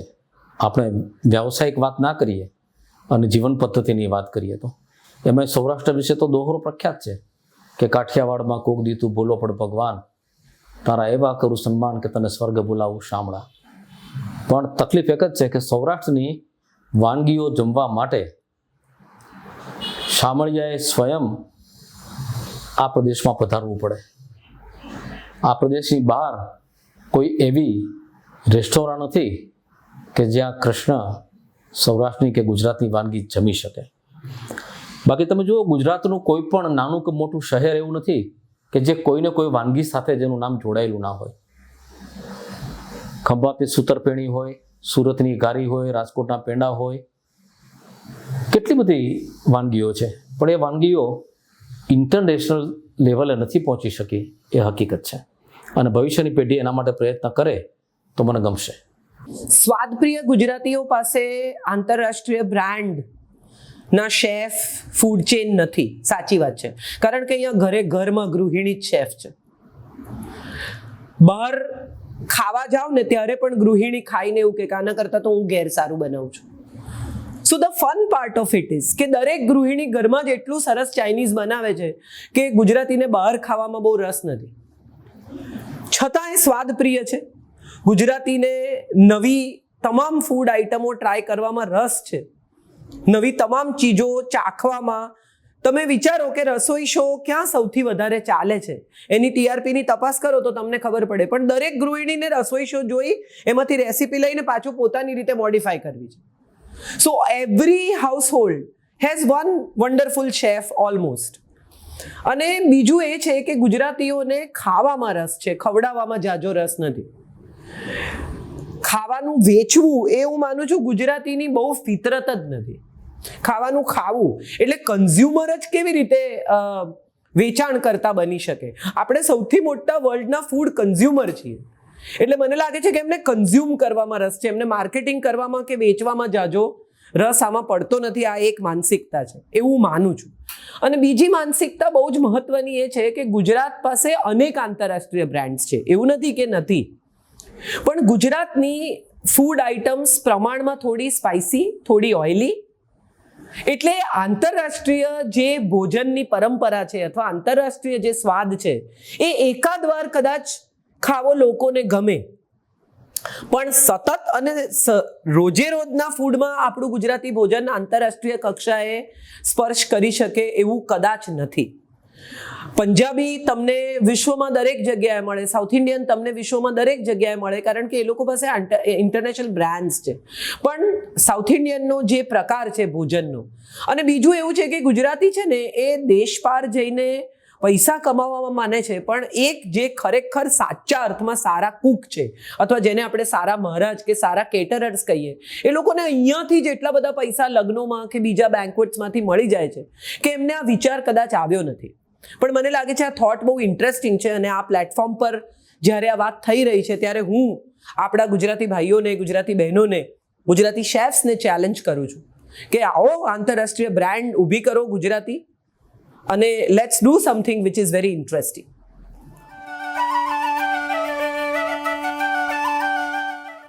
હવે એક સવાલ એ આપણા એનઆરઆઈ મિત્રો બાબતનો છે. આપણે જાણીએ છીએ ગુજરાતીઓ બધે જ વસે છે, અને એક સવાલ એનઆરઆઈઝની બાબતમાં મારા મનમાં એ હંમેશા થતો હોય છે કે આપણા અમેરિકામાં અથવા અન્ય જગ્યાએ વસેલા ગુજરાતીઓ એ સંસ્કૃતિની જે અદ્ભુત બાબતો છે એને પૂરતા પ્રમાણમાં ગ્રહણ કરે છે કે નથી કરતા. એ સંસ્કૃતિની જે અગત્યની વાત છે, એનો જે ક્રક્સ છે, એને ધારણ કરે છે કે નથી કરતા, કે પોતાના બબલમાં જ જીવ્યા કરે છે. એ એક અગત્યનો સવાલ છે. આવું કદાચ તમે પરદેશમાં જઈને વસેલાઓની જૂની પેઢી એમાં જોઈ શકો, પણ ત્યાં પણ જે દીકરા દીકરીઓ ત્યાં જ જન્મ્યા છે, ત્યાં ભણ્યા છે ને હવે અત્યારે ત્યાં પોતાની જે કંઈ પોતાનું કાર્યક્ષેત્ર છે એમાં કામ કરે છે, એ લોકોને જુઓ તો તમને ખાતરી થાય કે ના ના, આ લોકો એવા આપણા સીમિત અર્થમાં દેશી નથી રહ્યા. એ લોકોમાં પણ એ બધી જ કુશળતા, એ બધા કૌશલ છે કે જે કદાચ ત્યાં ભણીને ત્યાં તૈયાર થનારા ત્યાંના નાગરિક એવા બાળકોમાં હોય. એટલે એ લોકો અહીંથી જે શરૂઆતમાં ગયા ને એ તો ધન કમાવા ગયા, એટલે મહેનત કરીને અંધારિયા ખંડમાં અહીંયાથી જે દરિયા ખેડૂઓ ગયા, હવે આપણે એમને સાહસિક ન ગણીએ તો એ આપણી ભૂલ છે. એમણે હિંમત કરી આફ્રિકા સુધી ગયા, આફ્રિકાથી પાછા ઇંગ્લેન્ડમાં ગયા, અમેરિકામાં વસ્યા ને હવે તો ઠેર ઠેર જઈને વસ્યા છે. એટલે જગતમાં પોતાના મૂળથી દૂર ગયેલા લોકો હોય ને, એ લોકોની એક એવી ઇન્સ્ટિંક્ટ રહેવાની કે પોતાના મૂળનો પરિચય બને એટલો સાચવે. એક એવો ભાવ પણ રહેવાનો કે જ્યાં આપણે હોઈએ ત્યાં બધા ભેગા થઈ જઈએ પાછા પર્વે તહેવારે. એટલે ગુજરાતી દિવાળી હોય કે નવરાત્રિ હોય તો પરદેશમાં જ્યાં જુદા જુદા છૂટક રહેતા હોય ને તો પણ ભેગા થાય, એને સંકુચિતતા ન કહેવાય. એ સંકુચિતતા નથી, એ પોતાના મૂળ માટેની, મેં અગાઉ કહ્યું તેમ, મોહબ્બત છે. એટલે તમારે એને એ રીતે સ્વીકારવી પડે. હા, નવી પેઢી જુદી રીતે વિચારે છે, પણ છતાં ક્યાંક નવી પેઢીને પણ આ જે રંગભેદનો સામનો વિદેશની ધરતી ઉપર જે કરવો પડે છે ને, એની પીડા એમને છે. અને એવી વખતે સ્વાભાવિક છે કે એ લોકો પાછા ટોળામાં, જ્યાં પોતે સમૂહમાં જીવે છે ત્યાં પાછા વળે, પણ એને સંકુચિતતા તો નહીં જ કહેવાય. હા, બિલકુલ માનું છું. હું એવું માનું છું, મેં લખ્યું છે, અને મારા કેટલા બધા જે સજ્જ એનઆરઆઈ મિત્રો હોય, સુનિલ લાયકથી માંડીને સુશ્રુત પંડ્યા જેવા મારા ઘણા બધા એવા મિત્રો છે. એવું નથી કે બધા મિત્રો આવા જ છે, બરાબર. જે દેશમાં હોય, એ દેશના કલ્ચરને જાણતા સમજતા હોય, એમાં રસ લેતા હોય, એમાં ફેરવતા હોય. અમારે ફ્રાન્સમાં મોઇન ખાન હોય, કે ન્યુઝીલેન્ડની અંદર રૂપેશભાઈ, શૈલેષભાઈ, જિજ્ઞાસાબેન, બ્રિજેશભાઈ હોય. આવા બધા કેટલા બધા મિત્રો, હું તમને બધાના નામ લેવા જઈશ તો મને પેલું લાગશે, પણ પાવન કે અમારા શરદભાઈ જેવા લંડનમાં હોય. હું નામો થોડાક એટલે તમારી સામે મૂકું છું. શરૂઆતના નામ લીધા, અમેરિકાના લીધેલા, આ બધા નામો એટલે મૂકું છું કે છે ખરા, પણ એ લોકો એવું ફીલ કરે છે ત્યાં રહીને કે એટલો બધો રસ અહીંના મિત્રો નથી લેતા. મેં જોયું છે એનઆરઆઈની ઘણા બધા મિત્રોની ઇવેન્ટમાં ગયો છું. મારા કેનેડામાં ચેતનાબેન સાથે પણ મારે ચર્ચા થઈ હતી, એ પણ આટલા જ રસથી, આટલું પેશનથી કામ કરે છે. તો એ બધા મિત્રોનું કહેવાનું શું હતું કે ભાઈ અહીં ફૂડ જોઈએ. બધા લોકોનો સર્વે, મારા મામા તો રહે છે જ અમેરિકાની અંદર, ગોવિંદ મામા, એમણે પણ કહ્યું કે ભાઈ ફૂડ ઇઝ પ્રાયોરિટી, કે ભાઈ પહેલાં જમવાનું જોઈએ. એટલે ધાર્મિક કાર્યક્રમો, જગ્યા તો હોય નહીં, મોટી જગ્યા તો પોસાય નહીં, કારણ કે એટલા બધા લોકો આવે નહીં. ધાર્મિક મેળાવડા થઈ શકે, એ ધર્મના નામે વધારે લોકો ભેગા થાય, અને એ હજી ત્યાં જઈને આપણને છૂટતું નથી. મેં તો એકવાર પહેલી વખત જ્યારે અમેરિકા ગયેલો, મને યાદ છે સ્વર્ગસ્થ સુકાભાઈ સોલંકી, બીયુ પટેલ, એવા બધા લોકોને હું મળેલો, ત્યારે મેં ચર્ચા કરેલી કે અહીંના જે છાપાઓ આવે છે એની અંદર આટલી બધી તાંત્રિક, માંત્રિક, જ્યોતિષી, આવી બંગાળી બાબા છાપ જાહેરાતો હવે તો ગુજરાતના છાપાઓમાં એક ખૂણામાં આવે છે, અને કોઈ એસટી બસ સ્ટેન્ડ પાસેના ગેસ્ટ હાઉસમાં ભાઈ બેઠા હોય. પણ અહીં ફોરેનની અંદર આટલું બધું ચાલે છે. રમૂજમાં મને એક એવો જવાબ પણ મળેલો કે ભાઈ જ્યારે એમ કે હીટરનું બિલ વધી જાય શિયાળાની અંદર ત્યારે એનઆરઆઈ મિત્રો આવે, અને જ્યારે એર કન્ડિશનનું બિલ વધી જાય ત્યારે ધર્મગુરુઓ એ બધા ઉનાળાના સમયની અંદર પરદેશ આવે, પશ્ચિમના દેશોની અંદર આવે. પણ નાના મોટા દરેક દેશોમાં મેં જઈને જોયું, એના આધારે હું તમને કહું છું કે હા, એ વાત સાચી છે. હું એવી જગ્યાએ ગયો છું જ્યાં હું રિસર્ચ કરીને ગયો કે અહીં આ વ્યક્તિ છે, અહીં આ બાબત છે, અહીં આ ફરવાનું છે, અહીં જોવાનું છે. તો એ મને ત્યાંના બહુ ઓછા લોકો, કોઈ રામ ગઢવી જેવા મળે, કોઈ મનીષા જોશી જેવા મળે, તો એને ખબર હોય, પણ બહુ ઓછા લોકોને ખબર હોય કે અહીં હા આ છે. મારે એમને કહેવું પડે કે તમે જે ગામની અંદર રહ્યો છો ત્યાં આવું મ્યુઝિયમ છે, ત્યાં આવી લાઇબ્રેરી છે, ત્યાં આવું એક હેરિટેજ પ્લેસ છે. તો એમાં આપણે કાચા પડીએ છીએ. એ વાસ્તવિકતા છે, અને એ વાસ્તવિકતાનો સ્વીકાર કરી અને આપણે જરાક ખુલ્લા થવું જોઈએ. જ્યાં ગયા છે એનો તો મોકો ઝડપી લ્યો. ફ્રાન્સમાં રહીને તમને ફ્રેન્ચ બાબતોની તો થોડીક ખબર હોવી જોઈએ, ઇટાલીમાં રહીને ઇટાલિયન બાબતોની તો ખબર હોવી જોઈએ. અહીં બેસીને આપણા ગુજરાતના યુવાનો ઓટીટી પ્લેટફોર્મ ઉપર ફિલ્મો જોઈ જોઈને એના કરતાં વધારે નોલેજ મેળવી લે છે. ક્યારેક તો એવું થાય છે કે એનઆરઆઈ જે વ્યક્તિઓ આવે છે એના કરતાં અહીં રહેનારા, જેને ક્યારેય ગુજરાતની બહાર કે ભારતની બહાર પગ નથી મૂક્યો, એવા યુથ પાસે ઇન્ટરનેટને કારણે એ જગ્યાનું, એ પરિસ્થિતિનું, એ કલ્ચરનું વધારે નોલેજ હોય છે. પણ હા, મારે એટલું કહેવું જોઈએ કે એનઆરઆઈની જે નવી જનરેશન છે, એનઆરજી આપણે જો કહીએ તો એનઆરજીની નવી જનરેશન ખાસી ફ્લેક્સિબલ છે. કદાચ ગુજરાતી રૂટ્સથી થોડીક દૂર ગઈ હશે, અને એ સ્વાભાવિક પ્રક્રિયા છે, પણ એ કલ્ચરલી બહુ એડવાન્સ થતી જાય છે. અને સ્કૂલ કોલેજમાં ભણતા હોવાના મલ્ટીકલ્ચરલ ગ્રુપ્સને કારણે એ લોકો જે છે એ રસ લેતા થઈ ગયા છે. એ નવી નવી વસ્તુઓ સમજતા, સ્વીકારતા અને બીજાને અપનાવતા, બતાવતા થઈ ગયા છે. પ્રિન્સ્ટન યુનિવર્સિટીમાં મને સુનિલ નાયકની ડોટર યંગ હેતશ્રી એ ફેરવવા માટે આખો દિવસ લઈ ગયેલી. તો એવા જે યંગ પીપલ છે એને ભાષાના અને કલ્ચરલ કનેક્શનના પ્રશ્નો નડે છે, પણ એની સાથે તમે ડાયલોગ કરો તો એ લોકોને મજા આવે છે તમારી સાથે, અને એ વધારે એક્સેપ્ટ કરે છે નવા કલ્ચરને, નવી પરિસ્થિતિને, નવું જાણવામાં એમને જેન્યુઇન રસ છે. કારણ કે એમની કરિયરની વ્યાખ્યા જે છે એ હવે મોડર્ન થઈ ગઈ છે. પેલી ટ્રેડિશનલ ઘણા બધા એનઆરજી મિત્રોને હું જોઉં ત્યારે હું એમને હસતા હસતા કહું કે ભાઈ તમે થોડાક ચેન્જ નામની ચેલેન્જને સ્વીકારો, કારણ કે તમે જે કોલેજના કે એવી ઉંમરે તમે ગુજરાત છોડ્યું ને એ જ ઉંમરના કલ્ચરમાં તમે પકડી લીધું છે. હવે ગુજરાતમાં પણ ઘણું બધું નવું આવી ગયું છે, ભારતમાં ઘણું બધું નવું આવી ગયું છે, પણ તમે હજી એ જૂના ખોખામાંથી બહાર નથી આવ્યા. તો દેવાનંદ આપણને ગમે તેટલો ગમતો હોય, એક સમય તો એવો આવે ને કે જ્યારે યુગ છે રણવીરસિંહનો આવી જાય, તો આપણે એ પરિવર્તન સ્વીકારવા માટે તૈયાર થવું પડે. ગુજરાતીઓએ દેશમાં રહીને કે પરદેશમાં રહીને પોતાની માનસિક બારીઓ ખોલવાની જરૂર છે. જો એ માનસિક બારીઓ નહીં ખોલે, એ જડતાપૂર્વક પોતાની જ વાતને, પોતાની જૂની વાતને, પોતાના જૂના સંસ્કારોને કે જેને એક બાજુ ફેંકી દેવા જેવા છે એને જ વળગી રહેશે, તો એ ક્યારેય આગળ નહીં વધી શકે, પછી દેશમાં રહેતા હોય કે પરદેશમાં રહેતા હોય. આપણે શું સાચા અર્થમાં મોડર્ન છીએ કે મોડર્ન થવા માંગીએ છીએ? માત્ર રહેણી કરણી, ખાનપાન, પૈસો ટકો કે નવા સાધનો આપણને મોડર્ન નથી બનાવતા. આપણો વિચાર આપણને મોડર્ન બનાવે છે. તો વિચારની રીતે શું આપણે આગળ વધ્યા છીએ? બૌદ્ધિક રીતે આપણે નવી નવી ચેલેન્જીસ સ્વીકારી રહીએ છીએ? શું આપણી પાસે કોઈ વિઝન છે કે ગુજરાતી ક્યાં જશે? ભવિષ્યનું ગુજરાતી કેવો હશે? આવનારી પેઢીના બાળકોનું ભવિષ્ય શું છે? પર્યાવરણની રીતે, આર્થિક રીતે, સામાજિક રીતે કે રાજકીય રીતે? ભવિષ્યની પેઢીને આપણે શું આપવાના છીએ? છે આપણી પાસે આપવા માટે કંઈ? વિચાર કરવાની જરૂર છે. હું નથી માનતો કે ગુજરાતીઓ વિશ્વભરમાં જ્યારે ગુજરાતથી બહાર જાય છે ત્યારે એમની જડતાથી એમના કલ્ચરને વળગી રહ્યા છે. રાધર જેમ મેં પહેલાં પણ કહ્યું કે એ લોકો સારી રીતે ભળી ગયા છે, અને હવે એમ પણ ભળવા છતાંય એ પોતાના રૂટ્સને ભૂલ્યા નથી. મને કોઈકે કીધું હતું, બહુ પહેલાંની વાત છે, કે જ્યારે તમે બ્રાન્ચ આઉટ થાઓ છો ને, જ્યારે van a tree branches out, તો એના રૂટ્સ પણ એટલા જ સ્ટ્રોંગ થતા જાય છે, so that the branch also knows કે it is because of the roots that they are strong, and the roots also know that they are bigger and wider because of the branches.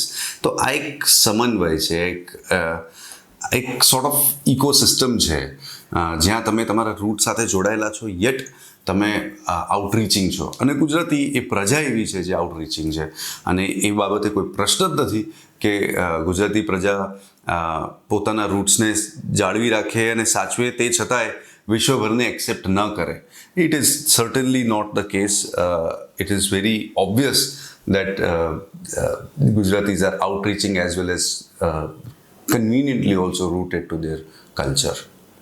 હવે આ પ્રશ્નનો જવાબ એવો છે કે એને પાતરા પણ ખાવા છે અને પીઝા પણ ખાવા છે. એક સમય એવો આવે છે કે એ પાતરા ખાઈને ઉબાઈ જાય છે અને પીઝા ખાઈને પણ ઉબાઈ જાય છે. પછી એ નવું કોલેબોરેશન કરે છે, પીઝા ઉપર પાતરા મૂકે છે અને વેચે છે પાતરા પીઝા. ગુજરાતી સ્વકેન્દ્રી આ પ્રકારનો છે, પોતાનું છોડે નહીં અને બીજાનું આવે એને એવી રીતે જોડે કે જાણે આપણને એમ લાગે કે આ બે એકબીજા માટે અજોડ બન્યા છે, પતંગ અને કિન્નાની દોરી જેવા લાગે. ધરતી ને આકાશ જે ક્ષિતિજ ઉપર ઉગે છે ત્યાં એ એનો પોતાના ઘરનું એડ્રેસ લખી શકે એટલો સક્ષમ છે આપણો ગુજરાતી સ્વભાવ. વિચાર કરો કે આપણને આપણા તરફથી કોઈએ ના પાડી હોય અંદરથી, એવું બન્યું છે, છતાંય આપણે કશુંક ટેન્શનમાં જ જીવીએ છીએ, ટેન્શનના એક્સટેન્શનમાં જ જીવીએ છીએ, આપણે સંકોચાઈને જીવીએ છીએ. વધારે પડતા આપણે આપણાથી બીને જીવીએ છીએ. હું ઘણી વાર કહું છું કે બહુ સંકોચ રાખવો ને એ પણ એક પ્રકારનો હૃદય રોગ જ છે. જીવનમાં જ્યારે આપણે આપણી નિસ્બત સમજીશું, ગુજરાતીઓને બધું કરવું છે નિસ્બત સ્વરૂપે. એને 31 ડિસેમ્બરે ટાઈમ સ્ક્વેર પણ જવું છે અને દિવાળી આવે ત્યારે ધનતેરસના દિવસે અમેરિકાના એના ઘરમાં દીવા પણ મૂકવા છે. એ બંને રીતે સાચો છે, એ બેલેન્સ કરે છે. અને એ દીવા મૂકે છે ત્યારે બાજુના ઇંગ્લિશમેનને એવું નથી કહેતો કે તું પણ દીવા મૂક. એ એમ કહે છે કે આ દીવાની પ્રાર્થનામાં, આ દીવાના અજવાળામાં તારા ઘરે પણ લાભશુભ થાય એવી મારી ઈચ્છા છે, ઝંખના છે. આ ગુજરાતી છે. એ ટાઈમ સ્ક્વેર પર જાય છે, રાત્રે 12 વાગે છે અને પછી બીજા દિવસે સવારે નવા વર્ષની પ્રાર્થના પણ કરે છે. ગુજરાતી સ્વકેન્દ્રી એ અર્થમાં છે કે પોતાના મૂલ્યોને છોડતો નથી. એ જ્યાં છે ત્યાં પોતાના મૂલ્યોને વળગી રહે છે. હું એવું માનું છું કે માણસે પોતાના મૂલ્યો છોડવા ન જોઈએ. મૂલ્યો છોડીને આપણે જ્યારે બીજી જગ્યાએ જઈએ છીએ ને ત્યારે આપણે જ પાછા દુઃખી થઈએ છીએ અને ફરી પાછા આપણા મૂલ્યો તરફ વળવું પડતું હોય છે. માણસે સામેવાળા માણસને આપણે દંભી લાગીએ, સામેવાળા માણસને આપણે સ્વકેન્દ્રી લાગીએ, સામેવાળા માણસને એણે જે નક્કી કર્યું હશે એ લાગીએ, એની પરવા કર્યા વગર પોતે શું છે એમાં જીવવું, એની ખાસિયત ગુજરાતીઓમાં છલકે છે. કેટલીક બાબતોમાં આ વાત સાચી છે. વિદેશોમાં જઈને તમે જોશો તો દેખાશે કે ત્યાં પણ એ લોકોએ, આપણા ગુજરાતીઓએ પોતાના જ્ઞાતિના, પોતાના સમાજના ચોકઠા, ચોકા, વાડા આ બધા ઊભા કર્યા છે. પણ મહદઅંશે જોઈએ વિશાળ ફલકમાં તો ગુજરાતી ક્યારેય આવો રહ્યો નથી અને રહેશે પણ નહીં. મસ્તક ભલે આકાશમાં હોય પણ જેના પગ ધરતી સાથે જડાયેલા હોય ને એ ગુજરાતી છે.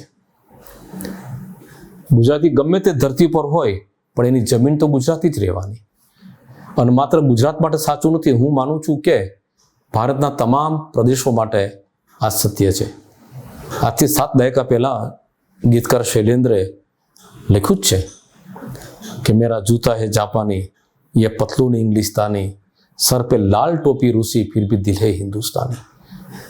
એટલે કપડાં ભલે જાપાનના હોય, જૂતા જાપાનના હોય, કપડાં ઇંગ્લેન્ડના હોય, માન્ચેસ્ટરથી આવતા, વિચારધારા ભલે રશિયન હોય સામ્યવાદની, પણ દિલ તો હજી હિન્દુસ્તાનનું જ ધબકી રહ્યું છે. એટલે પરંપરા ગુજરાતની કેટલીક જાળવી રાખી છે, પણ બાકી ગુજરાતના યુવાનો બદલાય છે અને બદલાતા રહેશે.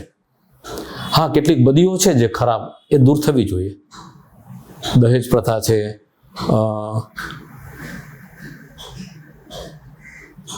કેટલાક ટોળાશાહી છે, ઘોંઘાટ છે, આ બધું દૂર થાય તો વધારે સારું.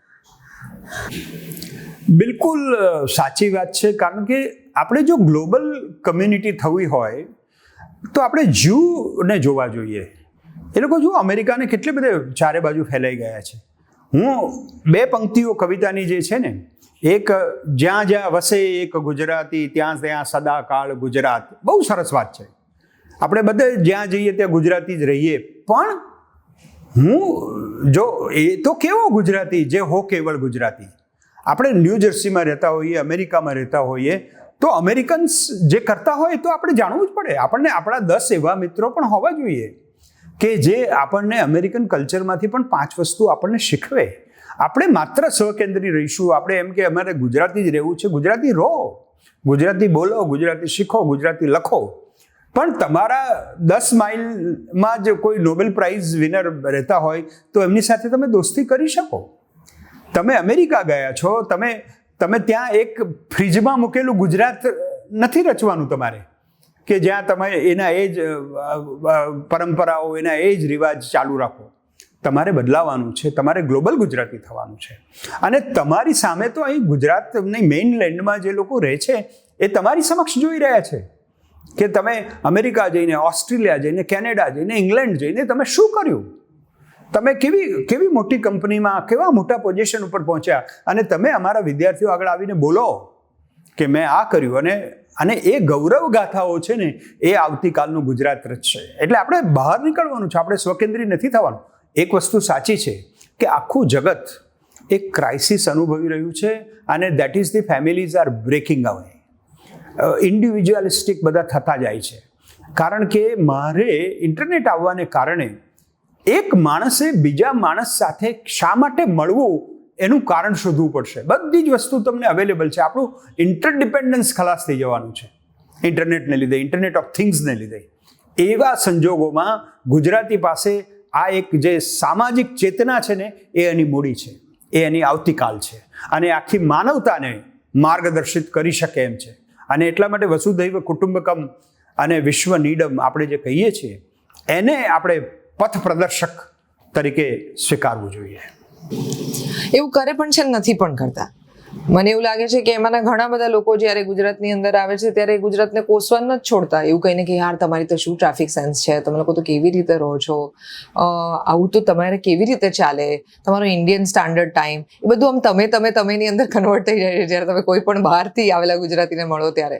And at the same time એ લોકોના 2 જનરેશન પહેલાં કે 3 જનરેશન પહેલાં જ્યારે અહીંથી ત્યાં ગયા હશે, ત્યાંના બાળકો કે જેને એ પોતાની મરજીથી ત્યાં લઈ ગયા છે, અથવા તો પોતે ત્યાં ગયા ને ઇવેન્ચ્યુઅલી એમને ત્યાં બાળકો થયા છે, એમની પાસેથી હજી એ જ અપેક્ષાઓ છે કે જે અમદાવાદમાં રહેતા એમના કઝિન્સ પાસેથી હોય, કે રાજકોટમાં રહેતા એમના કઝિન્સ પાસેથી હોય, in terms of taking decisions about their life partner, about the way they want to work, about the way they want to live, about the kind of clothes they want to wear, about the way they want to celebrate their festivals. એટલે આ એક અસમંજસમાં મુકાય એવી પરિસ્થિતિ છે. અને મેં અહીંયાના ગુજરાતીઓ સાથે પણ ઘણા બધા ટોક શોઝ કર્યા છે, મેં ત્યાંના ગુજરાતીઓ સાથે પણ ઘણા બધા ટોક શોઝ કર્યા છે, અને મેં આ ડિફરન્સ એ બંને જગ્યાએ જોયો છે કે આપણે બહુ નવું સરસ ઉમળકાથી સ્વીકારી પણ શકીએ છીએ ટુ ફિટ ઇન, અને આપણે ઘણું બધું નથી પણ લેટ ગો કરી શકતા just two remain in our heads that we are sticking to our roots. But what are the roots of being Gujarati? Gujarati A inclusive સમાજ પહેલેથી રહેલો છે, તો આપણી ઇન્ક્લુઝિવિટી એ આપણી સ્પેશિયાલિટી બને, અને એને આપણે આપણું કલ્ચર સમજીને આપણે એની સાથે ડીપ રૂટેડ રહીએ. એ I think for the Gujaratis who are living there or the Gujaratis who are living here, એ બંને માટે કદાચ એ એક એક્સેપ્ટન્સ એ સૌથી વધારે forthcoming અને બ્રાઇટ હશે અકોર્ડિંગ ટુ મી. ગુજરાતી હોવું એટલે શું, એ સવાલનો જવાબ મેળવવો બહુ જરૂરી છે. ક્યાંક કોઈકે એવું લખ્યું છે કે જ્યાં સુધી એનઆરઆઈઓના ટેબલ પર ગુજરાતી અથાણું છે ત્યાં સુધી હું આ ભાષાને મરતી નથી જોતો. મારા બહુ ગમતા લેખક છે, પણ હું કાન પકડીને આ વસ્તુ સાથે અગ્રી નથી થતો. અથાણું એ જરૂરી વસ્તુ છે, પણ અથાણું હોય એટલે ભાષા મરશે નહીં એવું માની લેવાની જરૂર નથી. મને એવું લાગે છે કે ગુજરાતના મૂળમાં ક્યુરિયોસિટી રહેલી છે અને આ ક્યુરિયોસિટી એ સૌથી અગત્યની વસ્તુ છે. તમે જાણતા હશો કે વાસ્કો ડી ગામાને કાલિકટથી જે રસ્તો બતાવ્યો એ એક ગુજરાતીએ બતાવેલો હતો. એનો અર્થ કે ગુજરાતી કાલિકટમાં હતો અને because Gujarati businessman was curious, he was exploring. તો એ એક્સપ્લોરેશન એ આપણા લોહીમાં છે અને અત્યારે પણ એવી રીતે જ એક્સપ્લોર કરતાં કરતાં આપણે અમેરિકા પહોંચ્યા છીએ, આપણે ન્યૂઝીલેન્ડ પહોંચ્યા છીએ, આપણે ઓસ્ટ્રેલિયામાં છીએ, આપણે વિશ્વભરમાં વેમ્બલીમાં છીએ, આપણે બધે જ છીએ. પણ આપણા જે ગુજરાતી ભાઈઓ એ અમે લોકો જ્યારે અમેરિકામાં જઈએ કે ઇંગ્લેન્ડમાં હોઈએ ત્યારે જોઈએ છે કે ત્યાંની કેટલીક અદ્ભુત વસ્તુઓ છે. જેમ કે ત્યાંની લાઇબ્રેરીઝમાં આપણને ગુજરાતીઓ ઓછા જોવા મળે છે. ત્યાંના રોક કોન્સર્ટ્સમાં આપણને ગુજરાતીઓ ઓછા જોવા મળે છે. ત્યાંના સ્ટેન્ડઅપ્સમાં આપણને ગુજરાતીઓ ઓછા જોવા મળે છે. બ્રોડવેમાં તમને ગુજરાતીઓ જોવા મળી જશે, પણ ઓફ બ્રોડવે પર તમને ગુજરાતીઓ ઓછા જોવા મળે છે. તો ત્યાંના કલ્ચરની જે ગ્રેટ વસ્તુઓ છે, આઈ થિંક અનફોર્ચ્યુનેટલી ગુજરાતીઓ ત્યાં જઈને ગુજરાતીપણાના બબલમાં થોડાક હોય છે અને એટલે એ એક્સપ્લોર નથી કરી રહ્યા. કદાચ એટલે જ first generation, second generation, third generation એ પ્રશ્ન ઊભો થઈ રહ્યો છે. કારણ કે જે બાળકો ત્યાં જ જન્મે છે એ આ બધી જ જગ્યાઓએ જાય છે અને એમના મા બાપ એ વેન્ચર આઉટ નથી કરી શકતા અથવા નથી કરી રહ્યા. જે કરવું જોઈએ, ગુજરાતીપણું એ અમેરિકામાં ફેલાવવું જોઈએ અને અમેરિકનપણું એ આપણામાં લેવું જોઈએ. એ આદાન અને પ્રદાન એ બહુ અગત્યની વસ્તુ છે. દરેક પ્રશ્નને આપણે જોઈએ તો એના બે ઉત્તર હોઈ શકે, એક તો હા અને બીજો ના. એટલે ઘણી રીતે આપણે જોઈએ તો એવું લાગે કે હા એવું છે કે આપણે આપણી જ પ્રથાઓને અને પ્રણાલિકાઓને વળગી રહ્યા છીએ. હું લંડન રહેતો હતો ત્યારે તમે સ્વામિનારાયણના મંદિરમાં જાઓ કે ભારતીય વિદ્યા ભવનમાં જાઓ તો તમે અમદાવાદ કે મુંબઈમાં જ હોય એવું તમને લાગે. એવું લાગે જ નહીં કે તમે લંડનમાં છો. એવો તમને વિચાર પણ ના આવે. મેં મસ્કતના એક ભાઈની આગળ વાત કરી હતી કે જેમણે કહ્યું ને આપણે તો અહીંયા 2 પૈસો કમાવો છે અને નીચી મૂંડી રાખીને કામ કરવું છે અને પછી ભલે કરોડપતિ બની જાય પણ એમાં એ રીતે શાંતિથી પોતાનું જીવન જીવવું છે. એટલે એ રીતે એક પ્રકારનું જૂની પ્રથાને વળગી રહેવું એવી તો એક તો છે જ આપણી એક લાક્ષણિકતા, એની બિલકુલ ના નહીં. પણ એ લાક્ષણિકતા હોવા છતાં કેટલાક અમુક મૂલ્યો છે જે બીજા દેશના હોય, જે આપણે પોતે અપનાવવા, એમાં ભળી જવું અને એ દેશની ઝુંબેશોમાં ભેગા થવું એ પણ એક ગુજરાતી લાક્ષણિકતા છે. એટલે એના હું તમને 2-3 દાખલા આપું. એક તો નવલકથામાં છે, એમજી વસંતજીની એક નવલકથા હતી the book of secrets, Tanzania વિશે. એમાં પીપા કરીને કચ્છી ભાઈ હતા જે ટાન્ઝાનિયા જાય છે, એમની આખી વાર્તા છે અને કઈ રીતે એક નાની દુકાનમાંથી થોડા મોટા એવા એક મોટું એક બિઝનેસ એસ્ટાબ્લિશમેન્ટ કરે છે અને કઈ રીતે ટાન્ઝાનિયા આઝાદી માટે લડી રહ્યું હોય છે તેમ વાલીમો એટલે જુલિયસ નાયરેરે એમને કઈ રીતે મદદ કરે છે એનો એક નાનો એક અંશ એ વાર્તામાં આવી જાય છે. એ જાણવા જેવો છે. અને હકીકતમાં જોઈએ તો દક્ષિણ આફ્રિકા આપણે જોઈએ. હું પહેલી વાર દક્ષિણ આફ્રિકા ગયો હતો 1989 કે 1990માં. ત્યારે તો રંગભેદની નીતિ ચાલુ હતી. નેલ્સન માંડેલા હમણાં નવા જેલમાંથી બહાર આવ્યા હતા અને ત્યારે ફાતિમા મીરને મળ્યો, પણ ગુજરાતી. અને એમના પિતા તે મૂસા મીર જે ગાંધીજીને ઓળખે અને જેમણે ઇન્ડિયન વ્યૂઝ નામનું મેગેઝિન ચલાવતા હતા. અને ફાતિમા મીર એ વખતે ત્યાં આગળ લેખિકા હતા, વિની માંડેલાના સહભાગી હતા અને શ્યામ બેનેગલે જે ફિલ્મ બનાવી હતી ધ મેકિંગ ઓફ મહાત્મા, એનો એમણે સ્ક્રીન પ્લે પણ લખ્યો હતો, એપ્રેન્ટિસ ઓફ મહાત્મા. એમણે મને એક વાત કહી કે તમે અમને મોકલ્યા એક બેરિસ્ટર ગાંધી, અમે તમને પાછા આપ્યા મહાત્મા. અને ગાંધી પાછા આવી ગયા પણ ત્યાં જે એમણે અમુક જે મૂલ્યો મૂકી ગયા એ ખરેખર જાણવા જેવા છે. કે આપણે જ્યારે આફ્રિકન નેશનલ કોંગ્રેસમાં જોઈએ તો આપણને યાદ છે કે નેલ્સન માંડેલા 23-25 વર્ષ લગી રોમેન આઇલેન્ડમાં જેલમાં હતા, પણ એમની જોડે એક સાથીદાર હતા અહમદ કાથરડા, એ ગુજરાતી. અહમદ કાથરડા જેલમાં હતા ત્યારે એમને આ બધા વર્ષો એમને પત્રો વ્યવહાર કરે અને એમની જોડે મિત્રતા બાંધે. એ ઝુલેખાબેન મૈયત, એ પણ ગુજરાતી. ઝુલેખાબેન મૈયતે એ જ ઇન્ડિયન વ્યૂઝમાં કોલમ લખી હતી અને કોલમમાં એમણે ખૂબ લખ્યું હતું કે ગુજરાતી સ્ત્રી અને ગુજરાતી મુસ્લિમ સ્ત્રી કઈ રીતે આગળ વધવું જોઈએ. એ પણ ગુજરાતી અને એ લોકો ત્યાં આગળ કઈ રીતે ગુજરાતી વાનગીઓ બનાવવી એ ત્યાંની શ્વેત પ્રજાને, ગોરી પ્રજાને, સફેદ પ્રજાને શીખવતી હતી અને એ રીતે એમણે પાવર બેલેન્સનું ઇક્વેશન બદલી નાખ્યું હતું. ફાતિમા મીને ઝુલેખા મી તો ખરા, અહમદ ખાટોડા ખરા, પણ અમીના કચલિયા એ તો સગર્ભા હતા 6 મહિનાથી અને એમનો દીકરો ગાલિબનો જન્મ તો 3 મહિના પછી થયો હતો. એ વખતે પણ 1952 કે 56ની સાલમાં પ્રિટોરિયામાં જઈને એમણે 20,000 સ્ત્રીઓ જોડે ત્યાં આગળ અપાર્થાઇડ રંગભેદનો વિરોધ કર્યો હતો અને પછી જેલમાં ગયા હતા એ પોતે. એમનો ગાલિબનો જન્મ થયો નવેમ્બરમાં, ડિસેમ્બરથી એમને તો જેલમાં જવું પડ્યું હતું. આફ્રિકન નેશનલ કોંગ્રેસની જેવી સરકાર બની ત્યારે યુસુફ પહાદ, અઝીઝ પહાદ, કાદર અસ્માલ, વાલી મુસા, પ્રવીણ ગોર્ધન, આ બધા ગુજરાતીઓ જ હતા ને જે લોકો મિનિસ્ટરો બન્યા હતા ત્યાં આગળ. એટલે સાઉથ આફ્રિકામાં તો, દક્ષિણ આફ્રિકામાં તો આપણે, અને મેં તો ગાંધી કુટુંબનો ઉલ્લેખ પણ નથી કર્યો, પણ ઈલા ગાંધી, સીતા ગાંધી અને મણીલાલ ગાંધી અને ઇન્ડિયન ઓપિનિયન ચાલુ રાખવું, એ પણ બધું આપણે ગુજરાતી પ્રજાએ પોતાને સાઉથ આફ્રિકાની વાર્તા જોડે એક થઈ જવું એ બતાવ્યું હતું. એટલે જરાય પોતે જુદા રહ્યા નહોતા અને જરાય પોતાને અળગા નહોતા રાખ્યા. અને છેલ્લો દાખલો લંડનનો જ લઈએ તો જયાબેન દેસાઈ ત્યાં આગળ એક ગ્રન્સવિક કરીને એક ફોટોની, એટલે આપણે તો જો પહેલાં ફોટા પાડતા હતા એટલે કેમેરા, ફોનના કેમેરા નહોતા પણ સાચા કેમેરા હતા, ત્યારે એની રીલ થાય અને રીલ આપણે એક એન્વેલપમાં મૂકી દઈએ અને મોકલી દઈએ અને પછી પેલા લોકો એનો ફોટા ધોઈને આપણને મોકલતા હતા. એવો એક ધંધો ચાલતો હતો. તો એવા સ્ટુડિયોમાં ત્યાં આગળ જે એશિયન સ્ત્રીઓ હતી એ લોકોને ઓછો પગાર મળતો હતો અને વ્હાઇટ વિમેન હતી એ લોકોને વધારે પગાર મળતો. એની સામે પહેલું સ્વતંત્ર યુનિયન ચાલુ કરવું એ જયાબેન દેસાઈ, એ પણ ગુજરાતી, અને એનો ફાયદો માત્ર એશિયનોને નહોતો થયો, એને લીધે તો ત્યાંની વેસ્ટ ઇન્ડિઝની કેરેબિયન પ્રજા બધાને થયો હતો. એટલે એ રીતે આપણે જોયું તો ગુજરાતી પ્રજાએ બીજા દેશમાં જઈ અને ઓતપ્રોત થઈ ને ત્યાં આગળ ઘણું કામ કર્યું છે. એ આપણે યાદ રાખવું જોઈએ ને માટે ગૌરવ લેવાની વાત છે. આપણે આમાં 2 પેઢી છે, રાધર 3. એક પેઢી જે વર્ષો પહેલા, 50 વર્ષ પહેલા અહીંથી ગઈ હતી, બીજી પેઢી જે હમણાં 25-30 વર્ષથી ગઈ છે, અને ત્રીજી પેઢી જે ત્યાં જન્મી છે. આ 3 જુદી પેઢીઓ વિદેશમાં વસે છે અને આ 3 જુદી પેઢીઓ સાથે જુદા ગુજરાતી અનુભવની આખી ફિલિંગ છે. જે લોકો વર્ષો પહેલા ગયા છે એ લોકો માને છે કે ભારત હજી એવું જ છે, કશું નથી બદલાયું.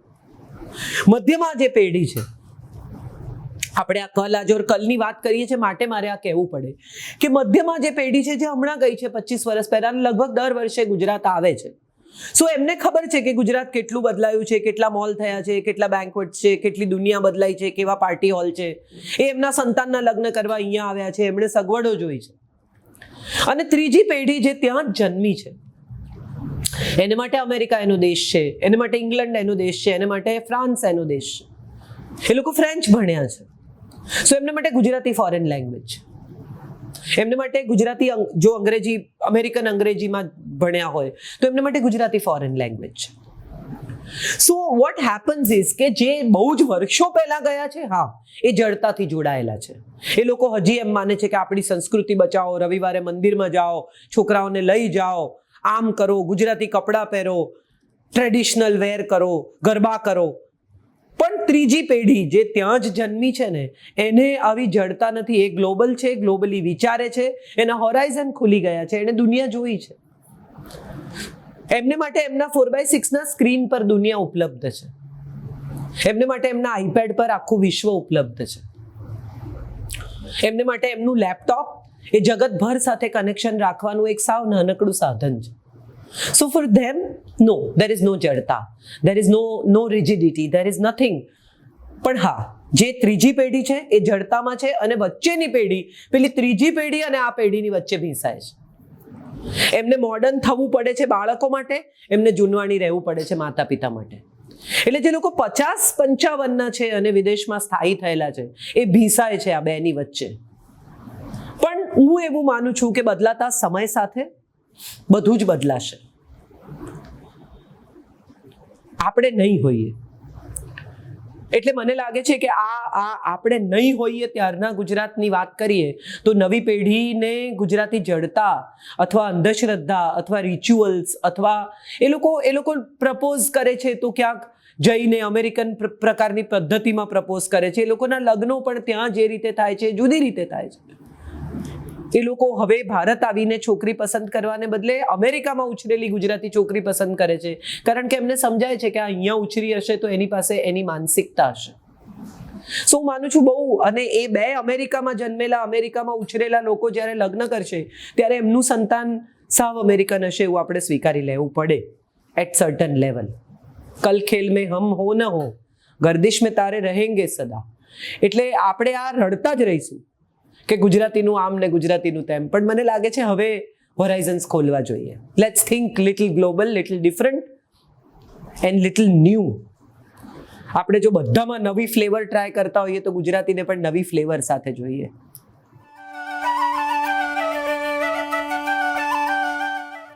યાર એક બીજો સવાલ એ છે કે આપણે એક પ્રજા તરીકે શું એક પ્રકારના બબલમાં, એક પ્રકારના કોચલામાં છીએ?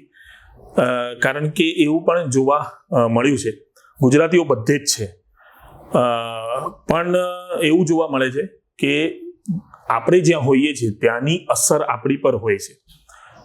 આપણી અસર એ જે તે સમાજમાં આપણે હોઈએ છીએ એની પર હોય છે કે નહીં, એ એક અગત્યનો સવાલ છે.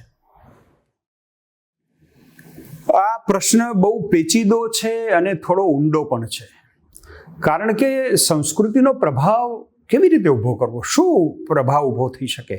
તમે જુઓ અત્યારે પશ્ચિમનો આટલો બધો પ્રભાવ છે, એનું કારણ શું છે? આર્થિક શક્તિ.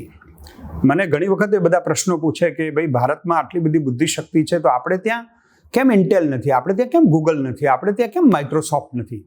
એટલે આખું એક ઇકોસિસ્ટમ જ્યાં સુધી ઊભી નહીં થાય ત્યાં સુધી પ્રશ્ન થશે. અને એમાં પ્રશ્નનો જે પૂર્વાર્ધ છે કે ગર્વિષ્ઠ ગુજરાતીઓએ કોચલામાંથી બહાર આવવું પડે.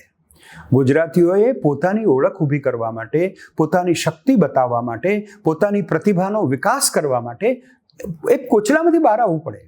મારા દાદા જે કરતા હતા તે મારા પિતાજી નહોતા કરતા, અને હું એમનાથી પણ બહુ જુદો ફંટાયો. આપણે ગ્લોબલ અસર સ્વીકારીને કશુંક નવું કરવું, એવું એક વાતાવરણ ઊભું થાય ને તો જ આપણે કશુંક કરી શકીશું. અને સંસ્કૃતિનો પ્રભાવ તો બધે જોવા મળે છે. તમે અમેરિકા જાઓ, ઇંગ્લેન્ડ જાઓ, ગરબા બધા કરે છે. અને મેં તો મારી કવિતામાં લખ્યું છે કે કમ્પ્યુટરમાં કૃષ્ણ નિહાળે ગરબે અંબા રમતી, કમ્પ્યુટરમાં કૃષ્ણ નિહાળે ગરબે અંબા રમતી, દેશ વિદેશે વેબસાઇટમાં ગુજરાતી વિસ્તરતી, સમૂહ જીવનમાં વહેંચે સૌને કેવા મીઠા સ્પંદન, અભિનંદન ગુજરાત તને અભિનંદન, ગુજરાતીના ગૌરવથી આ ધરા બની નંદનવન. એટલે આપણે પ્રભાવ તો ઊભો કરી શકીશું, પણ આપણે આ ગૌરવની જે લાગણી છે એ ગૌરવની લાગણી પોતાના અને સામૂહિક વિકાસથી પરિપુષ્ટ કરવી પડશે. એ વિકાસ જ્યાં સુધી આપણો ઇન્ડિવિજ્યુઅલ પણ, આપણા બ્રિલિયન્ટ મોસ્ટ વિદ્યાર્થીઓ જેમ ભારતના બાકીના પ્રાંતના લોકો વિદેશમાં જઈને બહુ જ કામ કરે છે, એવી રીતે ગુજરાતીઓ વેપાર સિવાયના સાંસ્કૃતિક ક્ષેત્રોમાં પણ જબરજસ્ત કામ કરે તો એનું પરિણામ જોવા મળશે. આપણે પ્રભાવ ઊભો કર્યો છે, ગરબા બધે થાય છે, આપણા નાટકો થાય છે, પણ એને વધુ વિસ્તૃત એટલે બીજા સમૂહો સુધી લઈ જવાના. ગુજરાતી વક્તા તરીકે હું ગુજરાતી ઓડિયન્સ સામે બોલું, અને હું ગુજરાતી વક્તા થઈને ગ્લોબલ ઓડિયન્સ સમક્ષ બોલું, તો યુવલ નોવા હરારીની માફક આપણા બૌદ્ધિકો પણ આખા જગતમાં એકદમ વ્યાપક થવા જોઈએ. એ પ્રયત્ન કરવાની આજની જરૂર છે.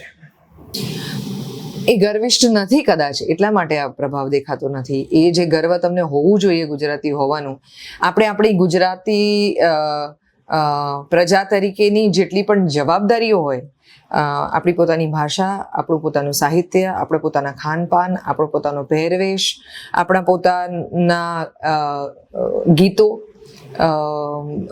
હાલરડા, લગ્નમાં ગવાતા ગીતો, મૃત્યુમાં થતા રીત રિવાજો, આ બધું આપણી નેક્સ્ટ જનરેશનને પાસ ઓન કરવામાં મિઝરેબલી ફેલ ગયા છીએ.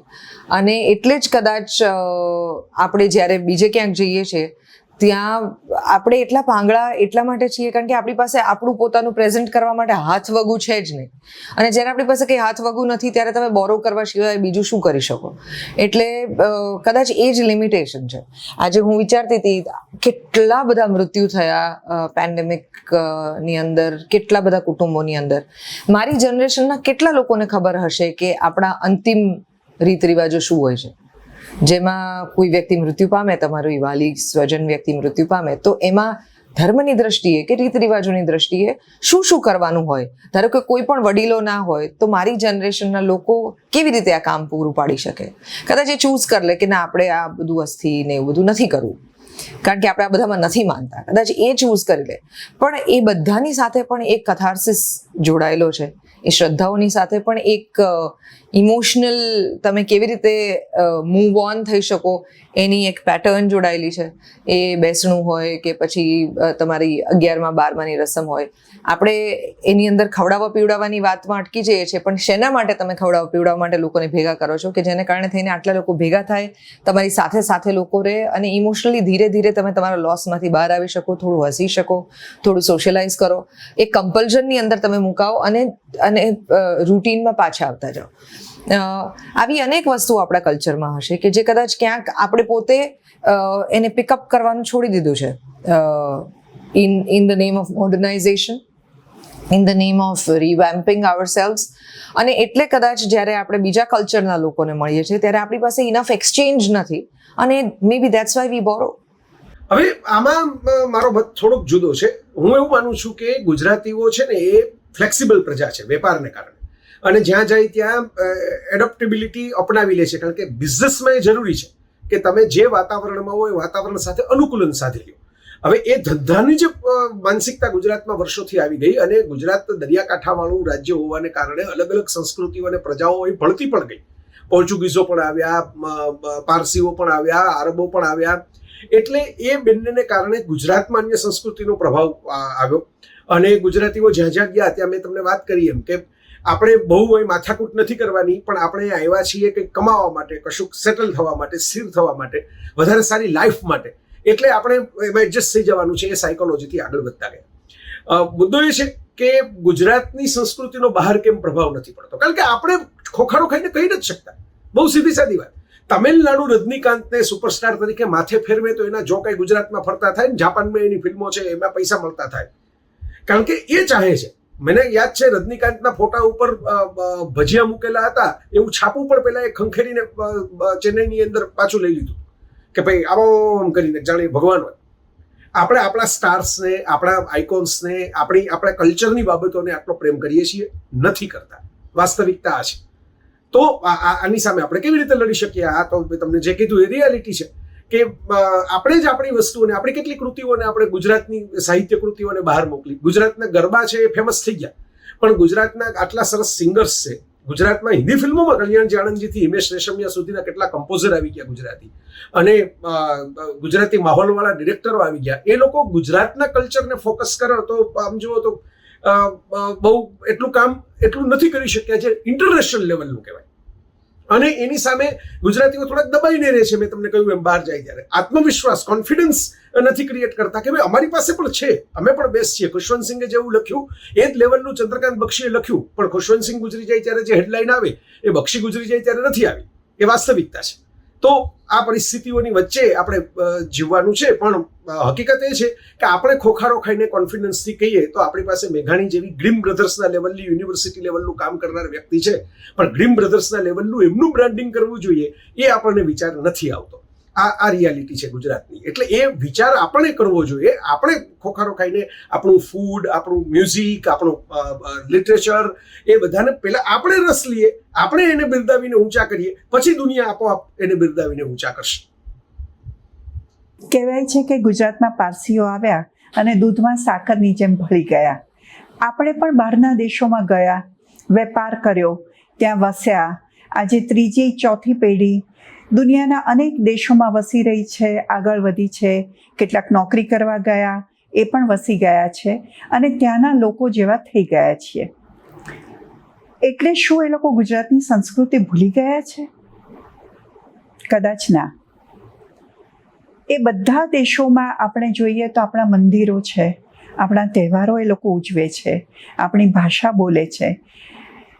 દે મેક ઇટ અ પોઈન્ટ કે એ લોકો બધા ભેગા થાય, સાથે મળે અને સાથે ગુજરાતની વાતો કરે, પોતાના દેશને, પોતાના રૂટ્સને યાદ કરે.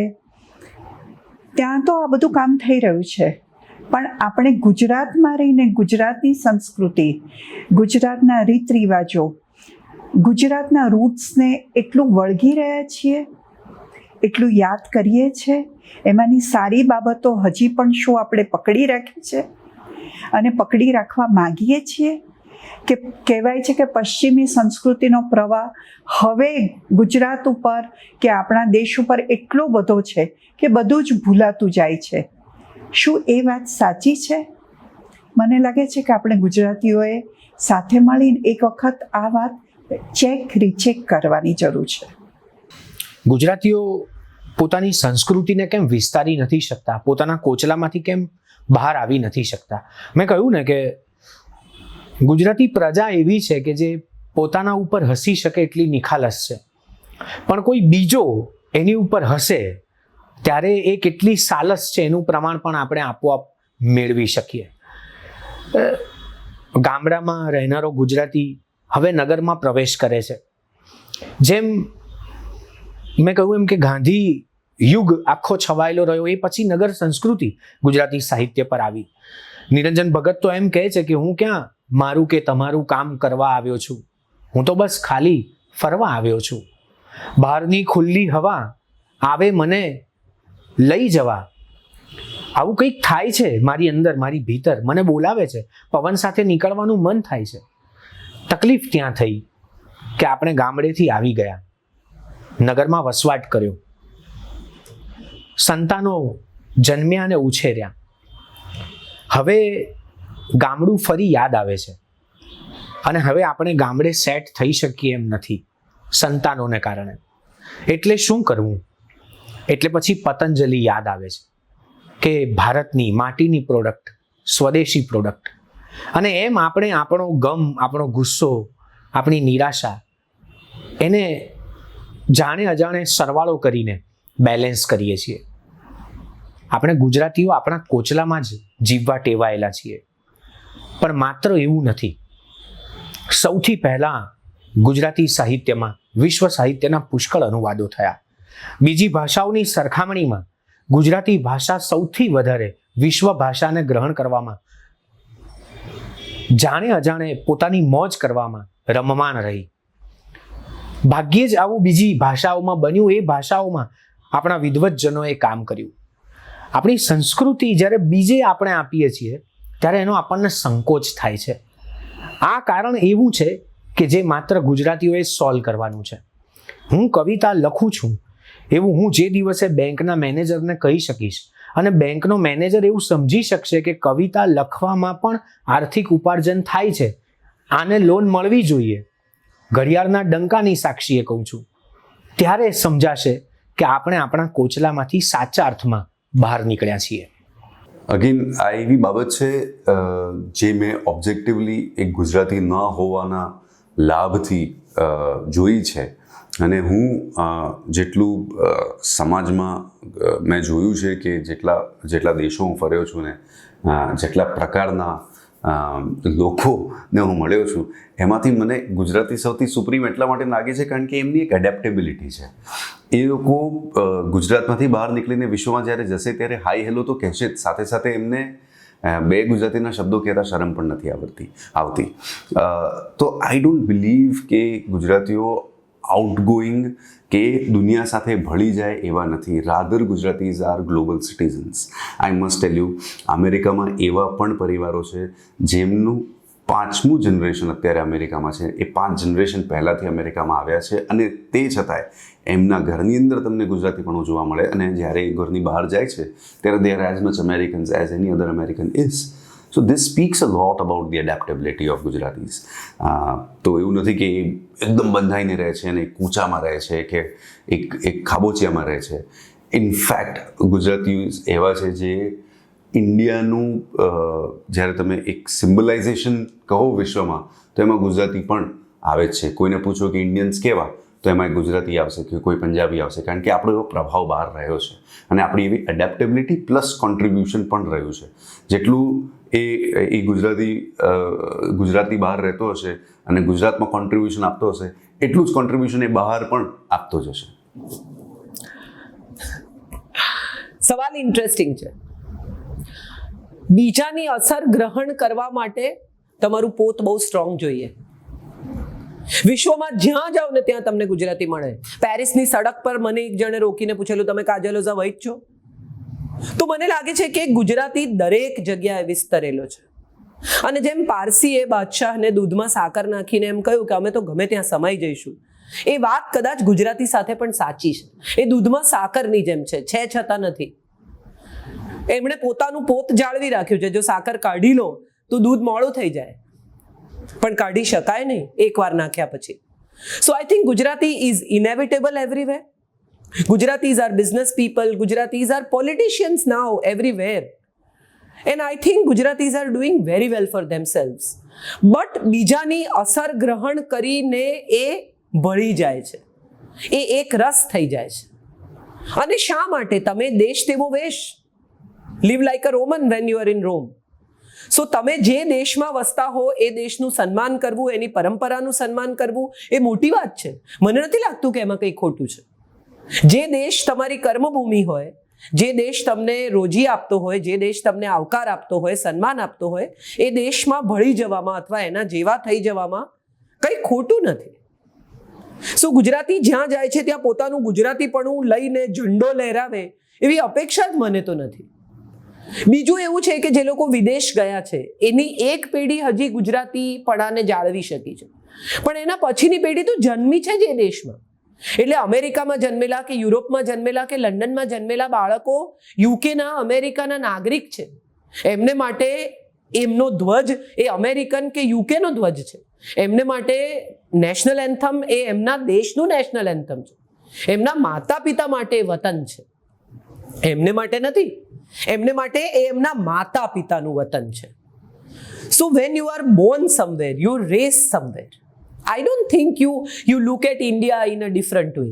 You look at India as a foreign country because your country is a different country. So let us not expect the new generation who are already born in some other country. For them, that's their country. આ વાત સાથે હું સંમત નથી, પૂરેપૂરો સંમત નથી. આંશિક રીતે કદાચ હું સંમત થાઉં.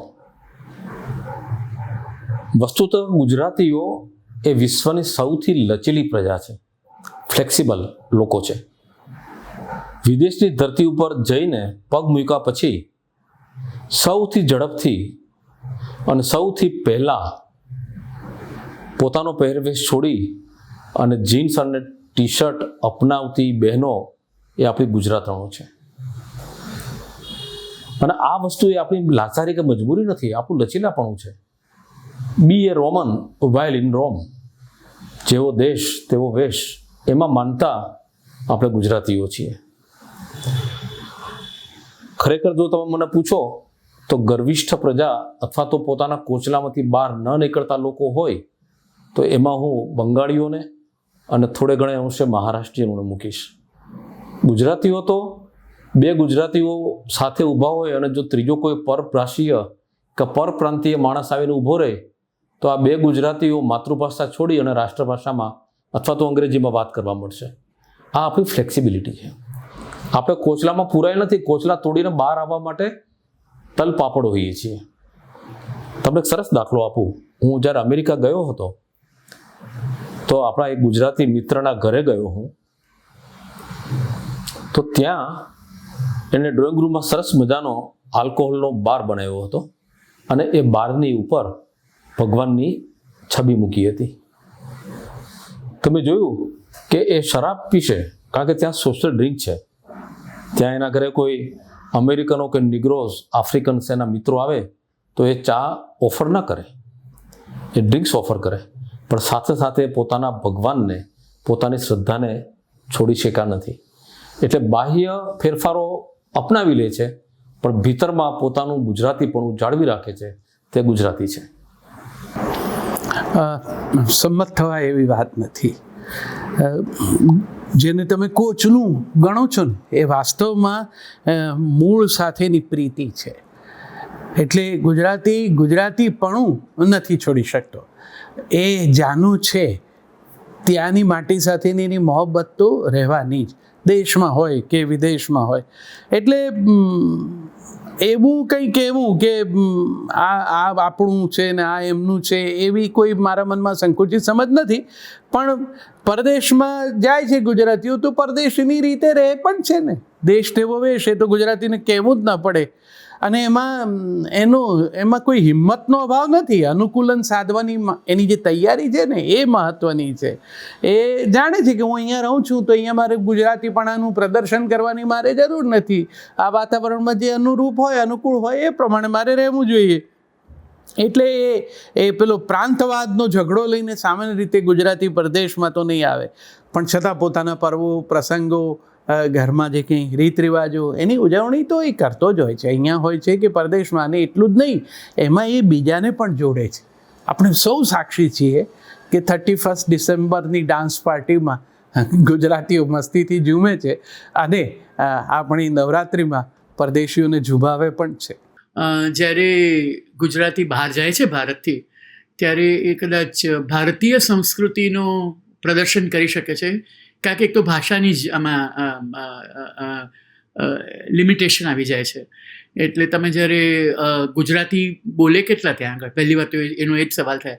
એટલે પણ ગુજરાતી નામ આગવું કરવું કે ગુજરાતી હોવા છતાં સંકુચિત ન રહેવું ને આગળ પડવું એ ઘણું અગત્યનું છે. આમાં બે પ્રકારના ગુજરાતીઓ છે. જે લોકો એકદમ સાહસ ખેડૂ હોય છે અને જે લોકો ધંધો કરવા જતા હોય છે. જે લોકોએ પોતાની સમૃદ્ધિ ઊંચી કરવી છે અને એમાં જે લોકોનો રસ છે અને એમાં કશું જ ખોટું નથી.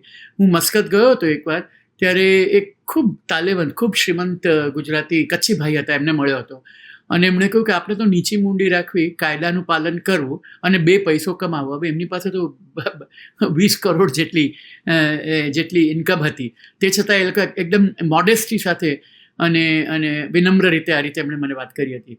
પણ જ્યારે તમે ઝંપલાવો છો ત્યારે ઘણી સરસ રીતે ઝંપલાવો છો. એવા ઘણા ગુજરાતીઓ છે. દાખલા તરીકે આપણે પાશ્ચાત્ય મ્યુઝિક લઈએ, સંગીત લઈએ તો ઝુબીન મહેતા, હું અહીંયા ન્યુયોર્કમાં રહું છું તો અહીંયા 1984 ની આસપાસ લગભગ 14 વર્ષ માટે હું અહીંયા રહેતો હતો. ત્યારે 14 વર્ષ માટે ઝુબીન મહેતા ન્યુયોર્ક ફિલ્હાર્મોનિકના ડિરેક્ટર હતા.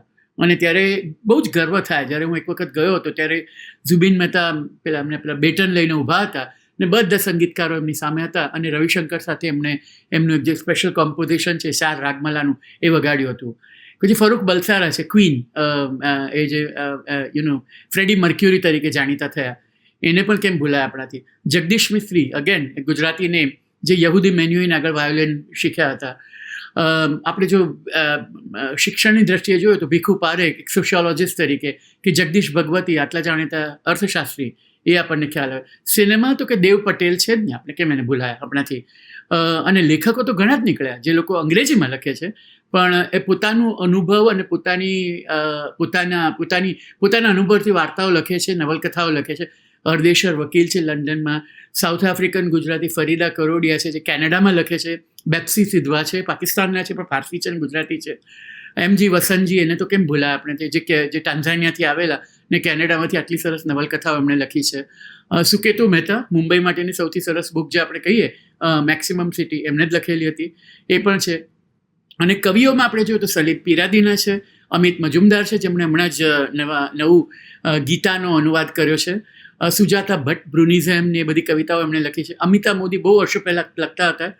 અને બાકી ગુજરાતીમાં જ લખતા હોય તો પંચમ શુક્લ છે, પન્ના નાયક તો છે જ અહીંયા આગળ, મનીષા જોશી છે કેલિફોર્નિયામાં, અને રતિલાલ બોરીસાગર છે. એટલે એ રીતે નામો તો ઘણા જ છે આપણે, પણ એ છે તે એટલા પ્રચલિત નથી થતા હોતા કારણ કે એટલી ભાષા, ગુજરાતી ભાષામાં તમે લખતા હો તો તમે ઇંગ્લેન્ડમાં રહેતા હો, ઓસ્ટ્રેલિયામાં રહેતા હો, સિંગાપોરમાં રહેતા હો, દુબઈમાં રહેતા હો કે અમેરિકામાં રહેતા હો તો એ પ્રચલિત કરવું અઘરું પડે છે. એટલે તમારે પછી એ વિશે લખવું પડે અને તે અંગ્રેજીમાં લખવું પડે. તો એમાં આપણે ગુજરાતી ઇતિહાસકારો જોઈએ, સમીરા શેખ છે, અપર્ણા કાપડિયા છે, એટલે એવા તો ઘણા જ નામો છે. પણ એ લોકો કઈ રીતે જાય છે એ વાત અલગ છે, પણ જઈ રહ્યા છે એને વિશે કોઈ શંકાનો સવાલ જ નથી.